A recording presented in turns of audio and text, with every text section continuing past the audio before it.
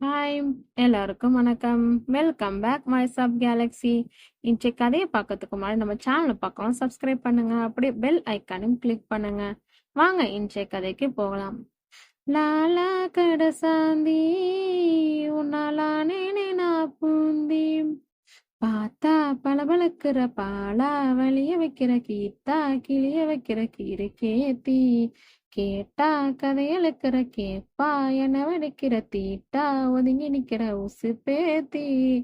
பாடிக்கொண்டே போதையில் தள்ளாடியபடி நடந்து வந்த பரணி அவனது வீடு வந்ததும் பேண்ட் பையில் இருந்த சாவி எடுத்து பூட்டின் துளைக்குள் நுழைத்த வினாடி எல்லா திரவலுக்களும் ஒரு சேர அணைய அத்தெரு முழுவதையும் இருள் ஆசையாக வந்து ஆக்கிரமித்துக் கொண்டது.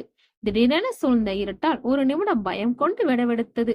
திரும்பிய பரணி கரண்டு போயிருக்கும் என்று நினைத்து பின்னந்தலில் தட்டியபடி பூட்டின் துளைக்கில் இருந்த சாவியை திருகி திறந்து வீட்டில் நுழைந்த வினாடி பின்னாலிருந்து அவனது வாயை பொத்தியது ஒரு கை.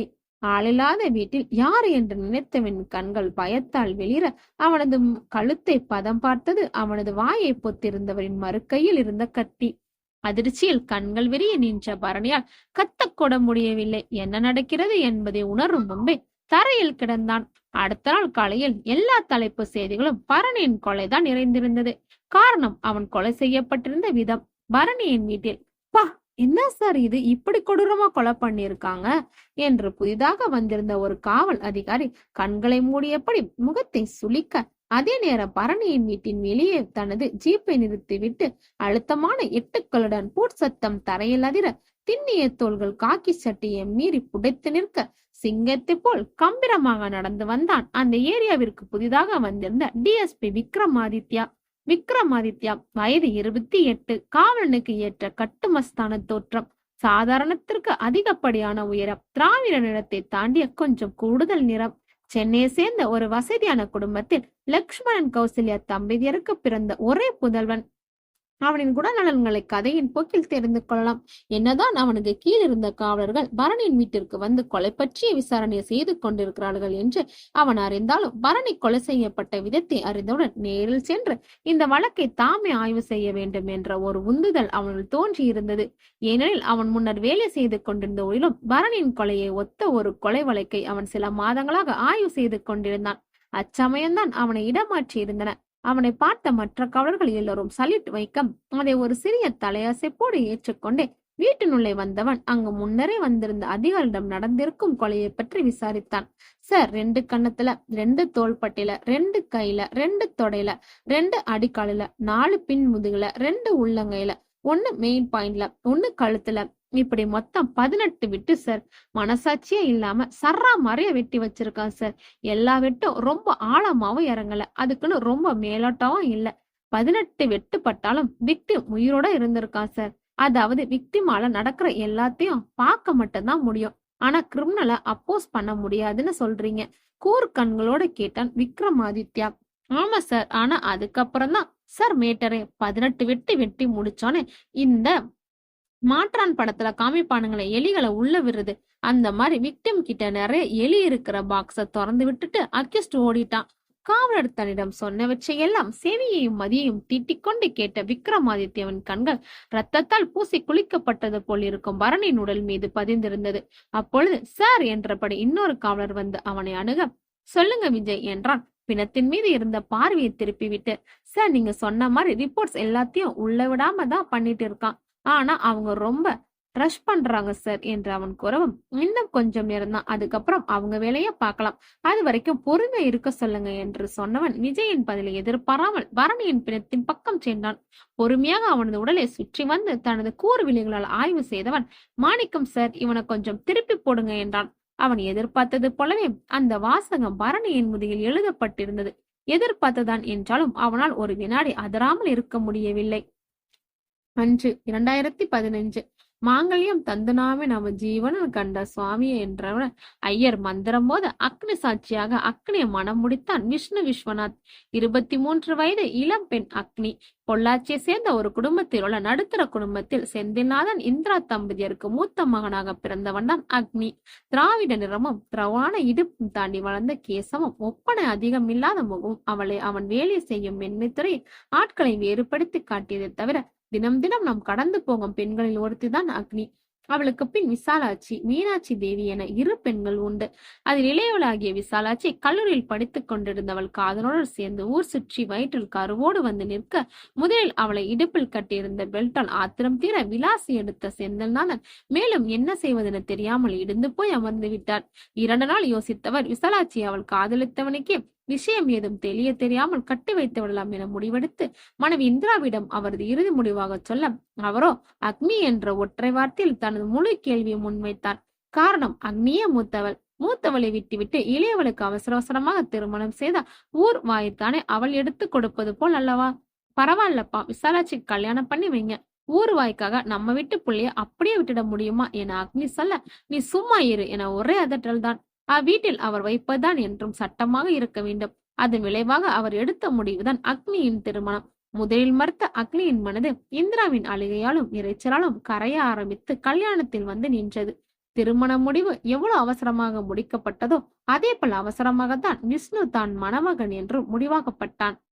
முதலில் இந்த திடீர் கல்யாணத்தை ஏற்க மறுத்த மனதை எப்பொழுதாவது ஒரு நாள் ஆகப் போவதானே, இன்றானால் என்ன என்று சொல்லி சொல்லி சமன்படுத்தி வைத்திருந்தாள் அக்னி. விஷ்ணு விஸ்வநாத், வயது 27, கணிதவியல் பட்டதாரி. அரசாங்க வேலைக்கு முயற்சித்தவாறு தனியார் அலுவலகத்தில் வேலை பார்த்து கொண்டிருந்தான். இவனும் அழகிலும் உயரத்திலும் உடமைப்பிலும் நாம் தினம் தினம் பார்க்கும் ஆண்களில் ஒருவன் தான். அக்னியின் பக்கத்து ஊரிலுள்ள ஒரு நடுத்தர குடும்பத்தில் அனபாயன் ஆதிஸ்வரி தம்பியதற்கு பிறந்தவன்.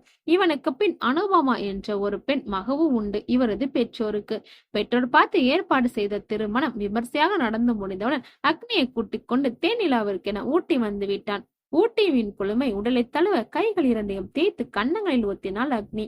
அவள் முன் பரவி கிடந்த இயற்கையின் ஆள் பச்சை அவளது மனதில் பச்சை என ஒட்டிக்கொள்ள அவளது கண்கள் அக்காட்சிகளின் அழகில் வளையத்திருந்தது. பொள்ளாச்சியிலிருந்து ஊட்டிக்கு வர சில மணி நேரங்கள் தான். அக்னி பள்ளியில் படித்துக் கொண்டிருந்த சமயம் சுற்றுலாக்காக மாணவர்களால் ஊட்டி அழைத்து சென்ற போது ஆசையாக இவள் சென்று இவளது தாயிடம் அனுமதி கேட்டதும் அதற்கு இவளது தாயோ அபிராமி காலை நீட்டி அமர்ந்து அருவாமனையில் காய் அறிந்தபடி சொன்ன பதிலும் இன்றும் ஆணி வைத்து அடித்தார் போல் நினைவில் இருக்கிறது. ஊட்டியா, அதெல்லாம் கல்யாணானது உன் புருஷன் கூட போ என்று முடித்து விட்டார். ஊட்டி போக முடியவில்லை என்பதை தாண்டி அபிராமி சொன்ன வார்த்தைகளில் அக்னியின் மனதில் பெரிய தாக்கத்தை ஏற்படியது. கல்யாணானதும் உன் புருஷன் கூட போ என்று அபிராமி தன்னிடம் சொன்னது போல் ஏன் எந்த மகனை பெற்ற தாயும் கல்யாணானதும் உன் பொண்டாட்டியை கூட்டிட்டு போ என்று சொல்வதில் இல்லை என்ற கேள்வி அன்றைய அவளின் கள்ளமறியா பிஞ்சு மனதில் பிரம்மாண்டமாக எழுந்து நின்றதை தவிர அந்த கேள்வி அவள் இந்திராவிடம் கேட்கவில்லை. நெஞ்சோடு புட்டிக் கொண்டாள். இன்று திருமணம் முடிந்த கையோட விஷ்ணு அவளை ஊட்டி அழைத்து வந்தான். அதற்கு அவனும் இவரின் அனுமதியும் தேவையில்லை. ஏனோ நீண்ட பெருமூச்சு ஒன்று எழுந்தது அவளுள். காரணம், இந்திராவை ஒரு குற்றமும் சொல்வதற்கில்லை என்று தோன்றியது அவளுக்கு. காலம் காலமாய் கற்பிக்கப்பட்டதுதானே இந்திராவினும் இருக்கின்றது. ஆனால் நான் என் மகளை எங்கும் சுதந்திரமாக செல்ல அனுமதிப்பேன். என்னிலிருந்து என் சந்ததியினருக்கு சுதந்திரமும் சுயமும் மனிதாபிமானமும் மட்டுமே கற்பிக்கப்படும் என்று உறுதியாக நினைத்துக் கொண்டாள். அதன் பின்னான சில நிமிடங்கள் சுத்த காற்று சுகந்தாய் அவளுள் இறங்க ஆழ சுவாசித்த அந்த நிமிடங்களை ரசித்துக் கொண்டிருந்தாள். அப்பொழுது பின்னிருந்து 2 கைகள் அவள் இடுப்பை சுரண்டியபடி அவளை கட்டிக்கொள்ள விஷ்ணு என்று சினங்கினாள் அக்னி. விஷ்ணுவோ அவளது தோள் பட்டியலில் தனது உதட்டை பதித்த சில்மிஷங்கள் செய்ய ஊட்டியின் கடும் குளிரை தாண்டி சூடு கிளம்பியது அவளுடைய. அக்னி அக்னி வாடி உள்ள போலாம். வாடி, கொஞ்ச நேரம் இதெல்லாம் பார்க்கலாம். விஷ்ணு, பாருங்க எவ்வளவு அழகா இருக்கு. இத பார்க்கத்தான் உன்னை இங்க கூட்டிட்டு வந்தனா என்றவளின் விரல்கள் அவளது உடலெங்க பயணம் செய்ய ஆரம்பித்தது. அதில் சிலிர்த்து அடங்கியவளை அனுமதி இல்லாமல் அள்ளிக்கொண்டு கட்டிலை நோக்கி சென்றது அவனது கால்கள். முதல் நாள் தேனிலவு அப்படியே கழிய அடுத்த நாள் காலையிலேயே குளித்து ஊர் சுற்ற தயாராகி இருந்தவளை அள்ளி அணித்தவனை தட்டிவிட்டவன் பிச்சு பிச்சு இன்னைக்கு ஃபுல்லா ஊர் சுத்தி ஆகணும் என்று சொல்லி அவனை இழுத்துக்கொண்டு ஊட்டியை வளம் வர ஆரம்பித்தாள். ஒரு கட்டத்தில் கணவனை கூட மறந்து ஊட்டியின் அழகில் ஒன்றிவிட்டாள் என்பதே உண்மை. எத்தனை அழகு, எத்தனை பச்சை, எத்தனை குளிர்ச்சி! பப்பா என சிலிர்த்து போனாள் பெண்ணவள். சுட சுட பச்சியும் ஆவி பறக்க பறக்க டீயையும் குடித்தவாறே சுற்றியுள்ள இயற்கையின் எழிலையும் சேர்த்து பருகிக் கொண்டிருந்தாள் அக்னி. இன்று கொலை நடந்த இடத்திலிருந்து விறுவிறுவென கிளம்பி வந்திருந்த விக்ரம் ஆதித்யா அவனுக்கென ஒதுக்கப்பட்டிருக்கும் மேசையில் எதையோ சல்லடியிட்டு தேடிக்கொண்டிருந்தான். 10 நிமிடங்கள் போல் தேடியவனுக்கு அவன் தேடிய பொருள் கிடைத்துவிட அந்த கோப்பை, அதாவது அந்த ஃபைலை தீவிர கண்களோடு எடுத்து பார்த்தான். இந்த காவல் நிலையத்திற்கு இடமாற்றம் ஆகும் அவன் தீவிரமாக இறங்கி இருந்த வழக்கு அது. கோப்பின் மேலேயே அன்னோன் சீரியல் கில்லர் என்று எழுதியிருக்க அதை வேகமாக புரட்டியபடி போட்டோக்கள் இருக்கும் பக்கத்திற்கு வந்தான். அப்பொழுது அவனது மேல் அதிகாரியிடமிருந்து அழைப்பு வர போனை ஏற்று காதில் வைத்தபடி எஸ் சார் என்றான் கம்பீரமான குரலில். Vikramaditya, come to my office என்று சொன்னவரின் அழைப்பு இவனது பதிலை எதிர்பார்க்காமலே துண்டிக்கப்பட்டது. கோப்பை தன்னோடு எடுத்துக்கொண்டு மேலதிகாரியின் அலுவலகத்தில் உள்ள அவரது அறைக்கு நுழையும் போதே அவனுக்கு மீண்டும் போன் வந்தது. அறையின் வாயில் நின்றபடி போனை எடுத்து சொல்லுங்க விஜய் என்றான் மீண்டும் கண்ணீர் என. சார், காலையில பார்த்த கேஸ் மாறிய மயிலாப்பூர்லயும் ஒருத்தர் செத்து கிடக்குறானா சார் என்று சொன்ன விஜயின் குரலில் நடுக்கம் இருந்ததோ அதுக்குள்ளேயே அடுத்தா என்று விக்ரமாதித்யா ஒரு வினாடி அதிர்ந்தாலும் சரி நீங்க அங்கேயே இருங்க, நான் கொஞ்ச நேரத்துல வந்துறேன் என்று சொன்னவன் போனை துண்டித்து விட்டு மேலதிகாரியின் அறைக்குள் நுழைந்தான். லட்சுமணன் IPS என்ற பெயரை நெஞ்சில் தாங்கியபடி அமர்ந்திருந்த லட்சுமணன் பார்வை தனக்கு சல்யூட் வைத்தபடி நெஞ்சை நிமிர்த்தி நிற்பவனை ஆழமாக ஆய்வு செய்தது. நீங்க இந்த ஏரியாவுக்கு வந்த பிறகு செயின் ஸ்னாப்பிங், ட்ரன் அண்ட் டிரைவ், மர்டர்னு எந்த நியூஸ் வந்துகிட்டே தான் இருக்கு மிஸ்டர் விக்ரமாதித்யா. அப்ப நீங்க இருக்கிறதுக்கும் இல்லாததுக்கும் என்ன வித்தியாசம்? அவரது வார்த்தைகள் மிக நாகரிகமாக வந்து விழுந்தாலும் அதிலிருந்து அழுத்தமே சொன்னது அவரது கோபத்தை. இத்தனைக்கும் பின்னும் கண்களை கூட சிமிட்டாமல் நின்றவன், நான் நேத்துதான் சார் இந்த ஏரியாவுக்கே DSPயா போஸ்ட் ஆனேன். நேத்துல இருந்து இந்த ஏரியால பத்தின எல்லா டீட்டெயில்ஸையும் அனலைஸ் பண்ணிட்டு இருக்கேன். அண்ட் நீங்க சொன்ன செயின் ஸ்னாப்பிங் ஆளுங்களை நேத்து நைட்டே மப்டியில போய் பிடிச்சிட்டு வந்தாச்சு சார். ட்ரங்க் அண்ட் டிரைவுக்கு ஆல்ரெடி டிராபிக் போலீஸ்ல தேவையான அளவு போட்டு அலர்ட் பண்ணியாச்சு சார். அந்த மர்டர் நான் ஏற்கனவே இருந்த திருச்சி ஸ்டேஷன்ல இருந்த போதும் இதே மாதிரியான கேஸ பத்தி இன்வெஸ்டிகேஷன் பண்ணிட்டு இருந்தேன் என்றபடி இத்தனை நேரமாக தனது கையில் வைத்திருந்த கோப்பையை எடுத்து அவன் முன் மேஜையில் வைத்தான். இத்தனை நேரம் அவனிடம் இருந்து வெளிப்பட்ட கம்பீரத்தையும் பெருமிதத்தோடு ரசித்துக் கொண்டிருந்தவனின் பார்வை அண்ணன் சீரியஸ் கில்லர் என்று எழுதப்பட்டிருந்த கோப்பின் மீது புருவ சுருக்கங்களோடு விழுந்தது. நான் இந்த கேஸ இன்வெஸ்டிகேட் பண்ணதை வச்சு பார்த்தா கிரிமினல் ஒரு கொலையாளி மட்டும் இல்ல, அதாவது அவன் ஒரு கொலையோட நிக்கல, அவன் ஒரு serial killer. What? Yes sir, அதுவும் கடந்த 5 வருஷங்களா எல்லா மாவட்டங்களையும் அவனோட கைவரிசையா காட்டியிருக்கான். ஆல் ஓவர் தமிழ்நாட்டுல நேத்து நைட் நடந்த பரணியோட கேஸோட சேர்த்து மொத்தமா 18 பேரை கொண்டு இருக்கான். இதுக்கும் அவனுக்குன்னு ஒரு தனி இடத்தை வச்சு அங்க வச்சு விக்டம்ஸ கொல்றது இல்ல. 99% ஆஃப் த விக்டிம்ஸோட வீட்ல வச்சுதான் அவங்கள கொண்டு இருக்கான். அதுவும் எல்லா விக்டிம்ஸோட முடியும் 2 கன்னத்துல, 2 தோள்பட்டில, 2 கையில, 2 தொடையில, 2 அடிக்கால, 4 பின் முதுகுல, 2 உள்ளங்கையில, 1 மெயின் பாயிண்ட்ல, 1 கழுத்துல, இப்படி மொத்தம் 18 விட்டு அதுக்கப்புறம் எலிகளை விட்டு விக்டிம்ஸோட காயங்கள் எல்லாத்தையும் கடிக்க வச்சிருக்கான். கூடவே என்று ஒரு வினாடி இடைவெளி விட்டவன் எல்லா விக்டிம்ஸோட முதுகளையும் ஒரு வாசகம் என்று சொல்ல, என்னது என்றால் லக்ஷ்மணன் கூர்மையான பார்வையுடன். விருப்பமில்லா பெண்ணிடம் வரம்பு மீறினால் வதைக்கப்படுவாய். வாட்? அப்போ அதிர்ச்சியாக கேட்டால் லக்ஷ்மணன். எஸ் சார், இதுவரையும் செத்து போன 18 பேரும் ரேப் கேஸ்ல அக்யூஸ்டா இருந்து ரிலீஸ் ஆனவங்க. ஓ, ஆனா 5 வருஷமா இது நடக்குதுன்னா இந்த மாதிரி சீரியல் கில்லர் பத்தி ஏன் இது வரைக்கும் நம்ம டிபார்ட்மெண்ட் இத பத்தி அதிகம் பேசப்படல என புரியாமல் கேட்டால் லக்ஷ்மணன். ஏன்னா இந்த கேஸை எடுத்து பார்த்துட்டு இருந்த ஒரு போலீஸும் கொலை செய்யப்பட்டிருக்காரு, ஆனா வேற முறையில. சோ இந்த கேஸ்ல இல்லன்றனால இன்னும் நிறைய பேர்த்துக்கு சந்தேகமாவே இருக்கு. எஸ் சார், அதனால அந்த சீரியல் கில்லரோட வேலைன்னு தெரிஞ்ச போலீஸ் எல்லாம் இந்த கேஸ்ல இருந்து பின் வாங்கிட்டாங்க. அதோட இது வரைக்கும் அந்த கல்பிரட் ஒரு டிஸ்ட்ரிக்ட்னு குறிப்பிட்டு அங்க இருக்கிற ரேப் கேஸ் அக்யூஸ்ட மட்டுமே கொலை பண்ணல, அவன் வருஷம் வருஷம் அவனோட இடத்த மாத்திக்கிட்டே இருந்திருக்கான். அண்ட் இறந்தவங்களோட கேஸ கையில் எடுத்த எந்த போலீஸாலையும் கல்பிரட் பத்தின எந்த துப்பையும் கண்டுபிடிக்க முடியல. ஒவ்வொரு தடவை இறந்தவங்களை பத்தி நியூஸ் வரும்போதும் இறந்தவனோட முதுகுக்கு பின்னாடி இருக்க வாசகத்தை ஊடகங்கள்ல பேசு பொருளும் ஆக்கியிருக்காங்க. அதுக்கப்புறம் குறிப்பிட்ட அந்த மாவட்டத்துல முன்ன விட ரேப் கேஸ் குறைஞ்சிருக்குன்னு கூட ஸ்டடிஸ் ரிப்போர்ட்ல இருக்கு. ஆனா ஒரு போலீஸால கூட கல்பிரட்டை கண்டுபிடிக்க முடியல. அவ்வளவு பெர்ஃபெக்டா பிளான் பண்ணி பண்றான். ஒரு கொலை முடிஞ்சதும் அடுத்த டிஸ்ட்ரிக்ட் போயிடுறான். அதனால மத்த டிஸ்ட்ரிக்ட்ல அவனோட கேஸ ஹேண்டில் பண்றவங்களும் அதுக்கு மேல எந்த கொலையும் அந்த டிஸ்ட்ரிக்ட்ல அந்த கல்பிரட்ல நடக்கலன்னு கேஸ் ஃபைல் தூக்கிட்டு உடுப்புல போட்டுறாங்க. இதுதான் இது வரைக்கும் நடந்துட்டு இருக்கு. He is very smart. ஆனா பேசிக்கொண்டே போனவன் மீண்டும் நிறுத்தினான். கேள்வியாக அவனை பார்த்தா லக்ஷ்மணன். முதல் முறையாக சென்னையில ஒரே நேரத்துல 2வது கொலையும் பண்ணியிருக்கான். வாட்? ஆமா, இப்பதான் விஜய் கால் பண்ணான். இன்னொரு ஏரியாலையும் இதே மாதிரி கொலை பண்ணப்பட்ட ஒரு டெட் பாடி கிடக்குறதா இன்ஃபர்மேஷன் வந்திருக்கு. அப்போ சீக்கிரமா கல்பிரட் நம்ம கிட்ட மாட்டுக்குவானா? இல்லைனாலும் நான் மாட்ட வைப்பேன். உறுதியாக வெளிவந்தது விக்ரமாதித்யாவின் குரல். அதிலிருந்த அழுத்தத்திலே அவன் இந்த வழக்கில் ஆழமாக உள்ளே இறங்கி விட்டான் என்பது லக்ஷ்மணனுக்கு புரியும். ஓகே, அப்ப நீங்க போகலாம் என்றான். எஸ் சார் என்றபடி சல்யூட் வைத்துவிட்டு கதவிற்கருகே போய்விட்டவனை விக்ரம் என அழைத்தான் லக்ஷ்மணன். கதையில் கை வைக்க போனவன் நின்றபடி திரும்பி பார்த்தான். ஜாக்கிரதை, அவரையும் மீறி வந்து விழுந்தது லக்ஷ்மணின் வார்த்தைகள். ஓகேப்பா என்றவன் அவரை பார்த்து மெலிதான ஒரு புன்னையை வீசிவிட்டு திரும்பி தலையில் தொப்பிய மாட்டியபடி கிளம்பி விட்டான்.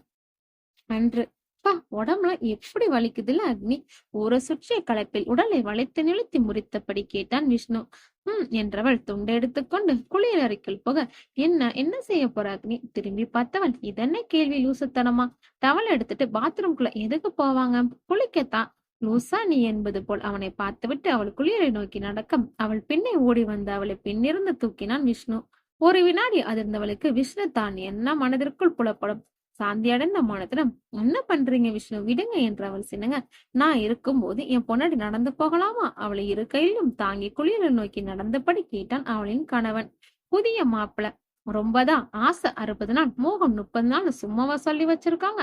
நானும் பாக்குறேன் இதெல்லாம் எத்தனை நாளைக்குன்னு என்று அவள் அவனது கன்னத்தில் செல்லமாக அடித்தபடி சொல்லியவள், போதும் இறக்கி விடுங்க, வெயிட் தாங்காம எங்கேயாச்சும் போட்டு தொலைச்சிடாதீங்க என்று அவள் இறங்க முயற்சிக்க, யார பார்த்து என்னடி சொன்ன என்றபடி செயலாக குளிரின் கதவை காலால் சாத்தியவன், நான்லாம் ஜல்லிக்கட்டு காலையை அல்லைக்க தூக்கி தோல்ல பட்டவன், நீ எல்லாம் ஒரு வெயிட்டா என தரையில் கிடந்த தண்ணீரில் வலிக்கி அக்னியோடு சேர்ந்து தரையில் விழுந்து கிடந்தான் விஷ்ணு.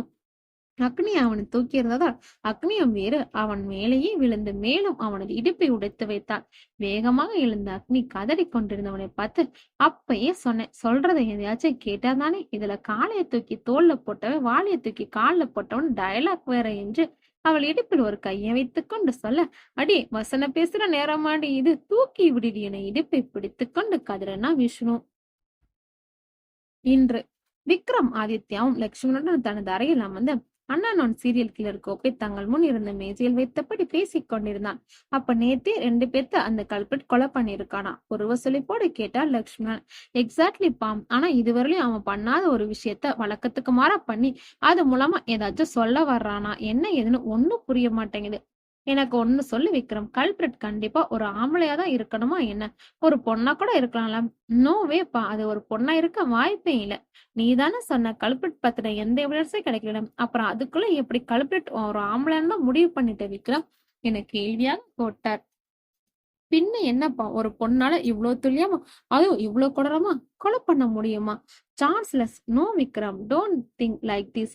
பொண்ணுங்களை என்னைக்குமே இவ்வளவு அண்டர் எஸ்டிமேட் பண்ணாத. அவங்க நினைச்சா எதையும் பண்ணுவாங்க. எனக்கு அப்படி தோணலப்பா. 199 பொண்ணுங்க எவ்வளவு பெரிய விஷயமா இருந்தாலும் ஸ்மூத்தா ஹேண்டில் பண்ணணும் தான் நினைப்பாங்க. They are so soft. நீ நம்ம வேறு நாச்சியார் ஜான்சி ராணி இவங்களை பத்தி எல்லாம் படிச்ச என்று சொல்லிக் கொண்டிருந்தவனின் குரல் அவனது மகனின் குரலால் தடைப்பட்ட. அப்பா போதும் போதும், இதெல்லாம் கதையா மட்டும்தான் படிச்சிருக்கேன். சரி அவங்களெல்லாம் விடு. நீ ஏன் உன் டியூட்டிஸ்ல எத்தனை பொண்ணுங்களை பார்த்திருப்ப? நம்ம வாட்டர் வனஜா, வண்டலூர் ஜெயா, வடகப்பட்டி வள்ளியம்மா இவங்களெல்லாம் நீ தானே புடிச்சிட்டு வந்து ஜெயில போட்ட. இவங்களெல்லாம் பார்த்துமா நீ பொண்ணுங்க எல்லாம் சாஃப்ட் ஆனவங்கன்னு சொல்ற? பாயிண்டா கேட்டார் லக்ஷ்மண். ஐயோ அப்பா, திருடுறது, கொள்ளையடிக்கிறது, கையில கிடக்கிறது எடுத்து எதிராளியோட கையில ஒரு வெட்ட போட்டுட்டு ஓடியாந்துருது, இது எல்லாம் என்ன பொறுத்த வரைக்கும் தைரியத்தோட அடையாளம் கிடையாது. திருடாம உழைச்சு உண்ணலாமே, கை கால் இல்லைன்னா பிச்சை எடுத்து கூட சாப்பிடலாம். ஆனா திருட்டு கொள்ளை இதெல்லாம் மனசுல தைரியம் இல்லாம தாமேலே நம்பிக்கை இல்லாம இருக்கவங்க தான் பண்ணுவாங்க. ஆஹா, இப்ப நான் சொன்னதுக்கும் நீ சொன்னதுக்கும் என்னடா சம்பந்தம்? சரி விடுங்க டேட், அதுக்கெல்லாம் ஞான திருஷ்டி வாய்க்க பெற்றிருக்கணும். இப்ப என்னதாண்டா சொல்ல வர? அந்த சீரியல் கில்லர் கோலங்கிரியா இல்ல தைரியசாலிங்கிறியா? புத்திசாலிங்கிறேன். இது என்னடா புதுசா லிஸ்ட்லயே இல்லாது? ஆமாப்பா, அந்த கல்பிரட் ரொம்ப புத்திசாலி. இல்லனா 5 வருஷமா ஒரே ஒரு சின்ன துரும்பு கூட தவற விட்டுட்டு போகாம இருப்பானா? நானும் 6 மாசமா இந்த கேஸ நாயா சுத்துறேன். கொலைகள்ல இருக்கிற சிமிலாரிட்டிஸ் தவிர வேற எதையும் என்னால கண்டுபிடிக்க முடியல. இஸ் ரியலி பிரில்லியன்ட் என்று விக்ரமாதித்யன் தன்னை அறியாமல் வியந்து பாராட்ட, டே மவனே, நாளைக்கு அவனை நீ புடிச்சேன்னா தூக்கி ஜெயில தான் போடணும். சோ இவ்வளவு அட்மையர் பண்ணாத என்று லக்ஷ்மணன் சிரித்தபடியா சொல்ல, என்ன அப்பாக்கும் மகனுக்கும் சாப்பிடும் போன ஐடியா இருக்கா இல்லையா என்றபடி அங்க வந்து நின்றார் கௌசல்யா. அதன் பின் தந்தையும் மகனும் கிளம்பி உணவு உண்ண சென்றனர். அப்பொழுது ஹாலில் இருந்த தொலைக்காட்சியில் செய்தி ஓடிக்கொண்டிருக்க அதை ஒரு காதினால் வாங்கியபடி உண்டு கொண்டிருந்தான் விக்ரமாதித்யா. பிரபல செய்தி தொலைக்காட்சியின் செய்திகள் வாசிக்கும் வரை 8 மணி செய்தித்தாளின் நேரலை ஆரம்பமாக சில வினாடிகள் இருந்தன. ஒளிப்பாதவர் அருகில் நின்று கொண்டிருந்தவர் செய்தி வாசிப்பாளரை பார்த்து தொடங்குக என்பது போல் சைகை செய்ய, வணக்கம், இன்றைய முக்கிய செய்திகள். பெரம்பலூர் அருகே 12 வயது சிறுமி பாலியல். செய்தி வாசிப்பாளர் வாசித்துக் கொண்டிருக்கும் போதே அந்த அறை எங்கும் மின்சாரம் துண்டிக்கப்பட்டு ஒரே நேரத்தில் எல்லா ஒளி விளக்குகளையும் அணைய அந்த இடம் பரபரப்பானது. இவற்றையெல்லாம் தனக்கு முன்னிருந்த தொலைக்காட்சியில் உணர்ச்சிகளை துடைத்த முகத்துடன் பார்த்து கொண்டிருந்தன அவ்விரு கண்கள். மறுபக்கம் இங்கிருந்த விக்ரமாதித்யாவோ பாலியல் என்கிற வார்த்தையை கேட்டதும் சாப்பாட்டு தட்டிலிருந்து படாரண தொலைக்காட்சி நோக்கி திரும்பிய சமயம் அவனுக்கு தெரிந்தது கருந்திரை மட்டுமே. அன்று அக்னிக்கும் விஷ்ணுவிற்கும் திருமணமாகி 1 மாத காலம் முடிந்திருந்தது. இருவரின் குடும்பத்தாரும் பொள்ளாச்சியில் இருக்க இவர்கள் இருவரும் கோயம்புத்தூர் உள்ள ஆவாரம்பாளையத்தில் இருக்கும் ஒரு வீட்டை வாடகை எடுத்து தங்கியிருந்தனர். அக்னி பிளைமேட்டில் உள்ள ஒரு மென்துறை கம்பெனிக்கு தினம் தினம் பேருந்தில் போய் வருவாள். விஷ்ணுவும் அவர்கள் வீட்டின் அருகிலே இருந்த ஒரு தனியார் நிறுவனத்தில் வேலை செய்து கொண்டிருந்தான். இங்க வச்சிருந்த ரப்பர் பேண்ட் பாத்தீங்களா? நீல குந்தலை பின்னியபடி கேட்டாள் அக்னி.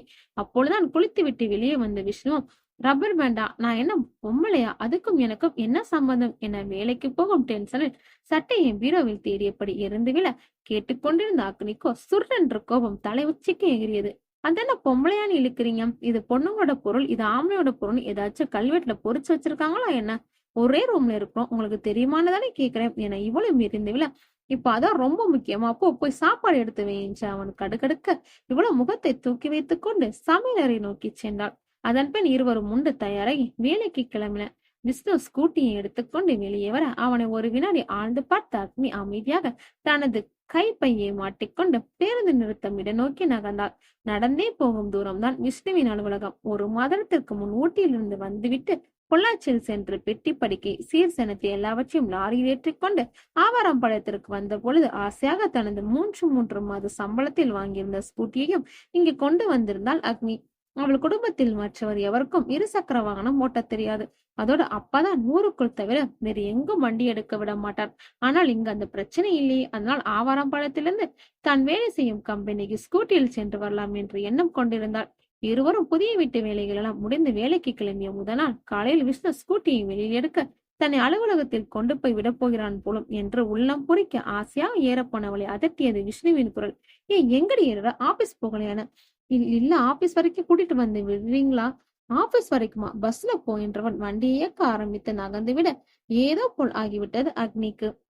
அவள் எந்த இடத்தில் தலையை குனிந்தவர் அமைதியாக நிற்க ரோட்டில் கொஞ்ச தூரம் போயிருந்தவன் வண்டியை நிறுத்தப்படி இவள் இருக்கும் இடம் திரும்பி பார்த்து அக்னி என அழைத்தான். அவனது குரலில் மனது மாறிவிட்டானோ என்ற எண்ணம் மனதில் மின்னல் போல் வந்து போக, என்னங்க என்றால் கண்கள் மின்ன. பஸ்ஸுக்கு காசு வச்சிருக்கல என கேட்டவளின் முகம் சுருங்க என தலையாட்டினான். இவள் தலையாசத்தவுடன் அவனும் வண்டி எடுத்துக்கொண்டு சென்று விட்டான். வேலைக்கு மணியாகி கொண்டிருப்பதால் அவ்விட விட்டு நகர்ந்தவளின் எண்ணம் அவளது கணவன் ஆசை ஒழுக பேசிய அந்தரங்களிலே இருந்தது. நான் இருக்கும்போது என் பொண்டாட்டி நடந்து போகலாமா என்று அன்று பேசியவனா இவன்? நினைக்கவே ஏதோ மனதோறும் வலிப்பு போல் இருந்தது. அவசர அவசரமாக திருமண ஏற்பாடு செய்த பெற்றோருக்கு தலையாட்டி அவசரப்பட்டு விட்டோமோ என முதல் முறையாக யோசித்தாள் அக்னி. குடும்பத்திற்காக யோசித்து வாழ்க்கையை தொலைத்து விட்டோமோ? பூதாகரமான கேள்வி மனதில் எழுந்து நின்றது. அந்த நாள் முழுவதும் மந்தமாகவே கழிந்தது அக்னிக்கு. வீட்டிற்கு வர இரவாகிவிட அசதியாக வந்து அமர்ந்தாள். அம்மா என்று திரையில் ஒளிர்விட்டபடி போன் அடித்தது. அழைப்பை ஏற்றபடி போனை எடுத்து காதிற்கு கொடுத்தவள், சொல்லுங்கம்மா என்று சொல்ல, என்னடி குரல் ஒரு மாறு இருக்கு? இப்பதான் வேலை முடிஞ்சு வந்தேன், டயர்ட். ஓ சரி சரி, மாப்பிள்ளை எங்க? இன்னும் வீட்டுக்கு வரல? எப்படி அங்கெல்லாம் செட் ஆகிடுச்சா? இன்னும் 9 நாள்ல சின்னவ கல்யாணம் இருக்கு. 1 வாரத்துக்கு முன்னாடியே வந்துரு. என்ன? இல்லம்மா, போன மாசம் தானே கல்யாணத்துக்கு லீவ் எடுத்தேன். இப்போ மறுபடியும் கேட்டா டிஎல் தரமாட்டாருமா. கொஞ்சம் பேசிதான் பாருண்டி. பேசி பாக்குறேம்மா. இன்னும் சில விஷயங்களை பேசிவிட்டு போனை வைத்தார் இந்திரா. போனை தரையில் வைத்தவளுக்கு ஏனோ அசதியாக இருக்க அப்படியே தரையில் படுத்தவள் உறங்கிவிட்டாள். சில மணி நேரங்கள் கழித்து கதவு தட்டப்படும் ஓசையில் தூக்கத்திலிருந்து எழுந்தவள் சேலை தலைப்பால் முகத்தை துடைத்தபடி சுவரில் மாட்டிருந்த கடிகாரத்தில் நேரத்தை பார்த்தாள். இவ்வளோ நேரமாகி தூங்கிட்டோம் என்று நினைத்தவள் எழுந்து சென்று கதவை திறந்தாள். உள்ளே வந்து விஷ்ணு, சாப்பாடு எடுத்து வைக்க நீ சரியான பசி என்று முகம் கழுவ சென்றபடி சொல்ல, ஐயோ எதுவும் செய்யலையே என நினைத்தவள் பொடியில் காய்ந்து கொண்டிருந்த துண்டை எடுத்தபடி விஷ்ணுவிடம் வந்தாள். முகத்தை கழுவி துடைத்தவனிடம் துண்டை கொடுத்தபடி, இன்னைக்கு சாப்பாடு வெளியே வாங்கிக்கலாமா என்று கேட்க, முகத்தை துடைத்துக் கொண்டிருந்தவன் துடைப்பதை நிறுத்திவிட்டு, ஏன் இன்னும் சாப்பாடு செய்யலையா என்று கேட்டான். டயர்டா இருந்துச்சு, அதான் அப்படியே தூங்கிட்டேன் என்றான். அவர் சொல்லிவிட்டு நகர, நில்ல அக்னி என்று நின்று திரும்பி பார்த்தவன் அருகே வந்தவன், சமைக்க கூட செய்யாம ஒரு பொம்பளைக்கு அப்படி என்ன தூக்கம்? அவனை புரியாமல் பார்த்தவன், விஷ்ணு என்ன பேச்சு இது? டயர்டா இருந்துச்சுன்னு தானே தூங்கினேன், இப்ப அதனால என்ன ஆகி போச்சு? ஒரு நாள் வெளியே சாப்பிட்டுக்கலாம் தானே சொன்னேன், அவ்வளவுதானே? அவ்வளவுதானாவா? ஒரு மாசம் இல்லாத டயர் இன்னைக்கு என்ன வந்துச்சு? இன்னைக்கு ஒரு நாள் வாங்கி கொடுத்தா அப்புறம் தினமும் இதே பழக்கம் தான் வரும். பணம் என்ன மரத்திலேயா காய்க்குது? அனல் பறக்க கேட்பவனை பார்த்தவளுக்கு அவள் அப்படி என்ன பெரிய தவறு செய்து விட்டாள் என்று சத்தியமாக புரியவில்லை. இப்ப என்னங்க இவ்வளவு கோவம் விஷ்ணு? அப்படி என்ன தப்பு பண்ணிட்டேன்? அதோட நீங்களும் சம்பாதிக்கிறீங்க, நானும் சம்பாதிக்கிறேன், தேவைக்கு அதிகமாவே பணம் வருது. நீங்க இவ்வளவு பெருசா ரியாக்ட் பண்ற அளவுக்கு நாம ஒண்ணும் பெரிய கஷ்டத்துல இல்லையே. ஓ, இப்ப என்னடி சொல்ல வர? என்னை விட நீ அதிகமா சம்பாதிக்கிறனாலதான் நாம இப்ப கஷ்டப்படாம இருக்கோம். இல்லைன்னா பணம் போட்டு வெளியே ஹோட்டல்ல சாப்பாடு வாங்க முடியாத அளவு கூட நம்ம கஷ்டப்பட்டு இருப்போம்னு சொல்றியா? வானமெடுத்து கீழே விழுந்தது போல கத்தினான் விஷ்ணு. கேட்டுக்கொண்டிருந்தவளுக்கு தான் தலை வளைப்பது போல் இருந்தது. இன்று ஏற்கனவே நேற்று நடந்த குழப்பங்களின் திக்குமுக்காடி போயிருந்த அந்த பிரபல சேனல் ஊழியர்கள் பல நாட்கள் கழித்து போலீஸ் அங்கு வரவும் மேலும் திக்குமுக்காடி போனார்கள். நேற்று நைட் நியூஸ் லைவ் போறப்ப என்னாச்சு, ஏன் லைவ் டிஸ்கனெக்ட் ஆச்சு என்று தனக்கு எதிர நின்று கொண்டிருந்த சேனலில் வேலை செய்யும் ஒருவரிடம் கேட்டுக்கொண்டிருந்தான் விக்ரம். நேற்று உணவு அறிந்து கொண்டிருக்கும் வேளையில் தொலைக்காட்சி ஒளிபரப்பு கொண்டிருந்த செய்தியில் பாலியல் என்ற வார்த்தை கேட்டதுமே தானாக தட்டை விட்டு நிமிர்ந்திருந்த விக்ரமாதித்யா போய்க் கொண்டிருந்த ஒளிபரப்பு திடீரென துண்டிக்கப்பட்டதும் குழப்பத்தில் ஆனான். ஏனா அந்த அன்னோன் சீரியல் கில்லர் வழக்கிற்கு இப்பொழுது நடந்த சம்பவத்திற்கும் ஏதோ சம்பந்தம் இருப்பது போல் ஒரு உணர்வு. மற்ற செய்தி சேனல்களை மாற்றி பார்த்தாலும் திரைகள் கருமையாக மட்டுமே இருந்தது. இது அவனது சந்தேகத்தை மேலும் உறுதிப்படுத்தியது. அதனாலதான் காலையிலே கிளம்பி இந்த டிவி ஸ்டேஷனுக்கு வந்திருந்தான். விக்ரமாதித்யாவின் கேள்வியை விட அவனது காக்கி சட்டையை பார்த்து நடுங்கிக் கொண்டிருந்த சக ஊழியனை விலக்கிவிட்டு, செக் பண்ணிட்டு இருக்கோம் சார். தான் வந்த பதில் சொன்னால் அவ்விடத்தில் பணிபுரியும் இன்னொரு ஊழியனான சிவா. நேத்து நைட் இங்க ஆக்சுவலா என்ன நடந்துச்சுன்னு சொல்ல முடியுமா? எப்பயும் போல பீக் டைம்ல தான் சார் லைவ். ஆனா திடீர்னு லைவ் டிஸ்கனெக்ட் ஆனதும் இல்லாம ஸ்டேஷன் ஃபுல்லா பவர் கட்டும் ஆயிடுச்சு சார். வாட், பவர் கட்டா? ஆமா சார். அதனால முதல்ல லைவ் கான்சென்ட்ரேட் பண்றதா இல்ல பவர் கட் கான்சென்ட்ரேட் பண்றதான்னு தெரியல சார். இதுல ஹைலைட்டான விஷயம், சுத்தி இருக்கிற எல்லா இடத்துலயும் கரண்ட் இருந்துச்சு சார். எங்க ஸ்டேஷன்ல மட்டும்தான் இல்ல. யாராச்சும் சிக்னல்ல ஹைஜாக் பண்ணிட்டாங்களா? ஆமா சார், பட் அவங்களோட ஒன் திங் எதையும் கூட டிப்ளே பண்ணல சார். ஸ்கிரீன் பிளேயா மட்டும்தான் இருந்துச்சு. அப்ப எதுக்கு சிக்னலை ஹைஜாக் பண்ணணும்னு காரணம் தெரியல சார். சிவாவின் இந்த வரிகள் விக்ரமாதித்யாவை மேலும் யோசிக்க வைத்தன. நடுவால வெளியாளுங்க யாராச்சும் இங்க வந்தாங்களா? இல்ல உங்களுக்கு யார் மேலாச்சும் சந்தேகம் இருக்கா? ஏன்னா சிக்னல் கூட வேற இடத்துல இருந்து ஹைஜாக் பண்ணலாம், ஆனா கரண்ட் வெளியாளுங்க அப்படி யாரும் வரல சார். இன்னும் சில விளையாடிகள் யோசித்தவன், இங்கேயே சார் ஒரே ஒரு நிமிஷம் வந்துடுறேன் என சொல்லிவிட்டு ஒரு அறைக்குள் சென்றான். விக்ரமாதித்யவின் கண்கள் அந்த இடத்தை ஸ்கேன் செய்ய ஆரம்பித்தன. அவனுடன் இவ்வளவு நேரம் நின்றிருந்த விஜய், சார் நாமே இந்த கேஸ ஒரு ஹேக்கரை வச்சு டீல் பண்ணி பார்க்க கூடாது என்று கேட்க, நல்ல யோசனை தான், நீங்களே ஒரு நல்ல ஹேக்கரை கூட்டிட்டு வாங்க.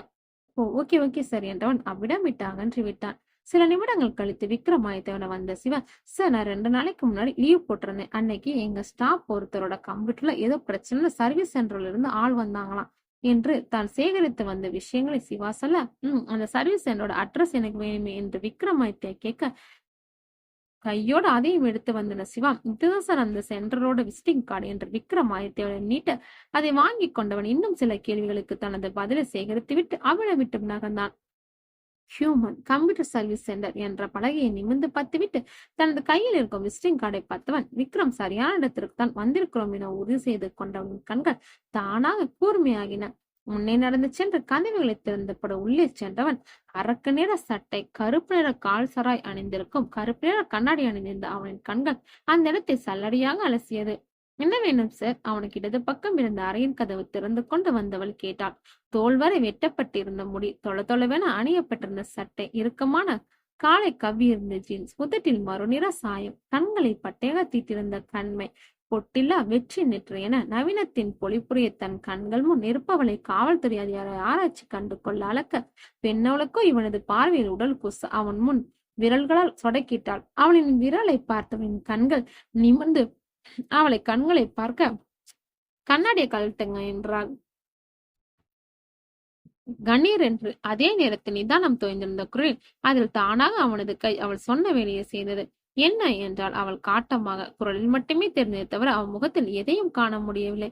அவளுக்கு பதில் கூறாமல் இவன் அவளது ஆளுமையான வெளிப்பாட்டை ஆச்சரியமாக அவதானித்துக் கொண்டிருக்க, ஹே, என்ன வேணும்? ஆ ஆ என்ன தூக்கத்திலிருந்து அப்படி எழுந்து வந்துட்டியா? இங்க என்ன வேலை? இல்லைன்னா கிளம்பு. அனல் பறந்த குரல் துளி கூட உயரவில்லை. அதே நிதானம்.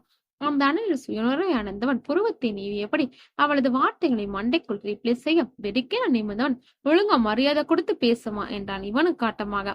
அப்ப வந்த உடனே ஒழுங்கா வந்த வேலையை சொல்லியிருக்கணும். அதை விட்டுட்டு என்ன மேல இருந்து கீழே பார்வை வேண்டி கிடக்கு? வெடுக்கன்னு கேட்டாள். இதனடா பெரிய ரோதனையா இருக்கு நான் நினைத்தவன், நீ தப்பா?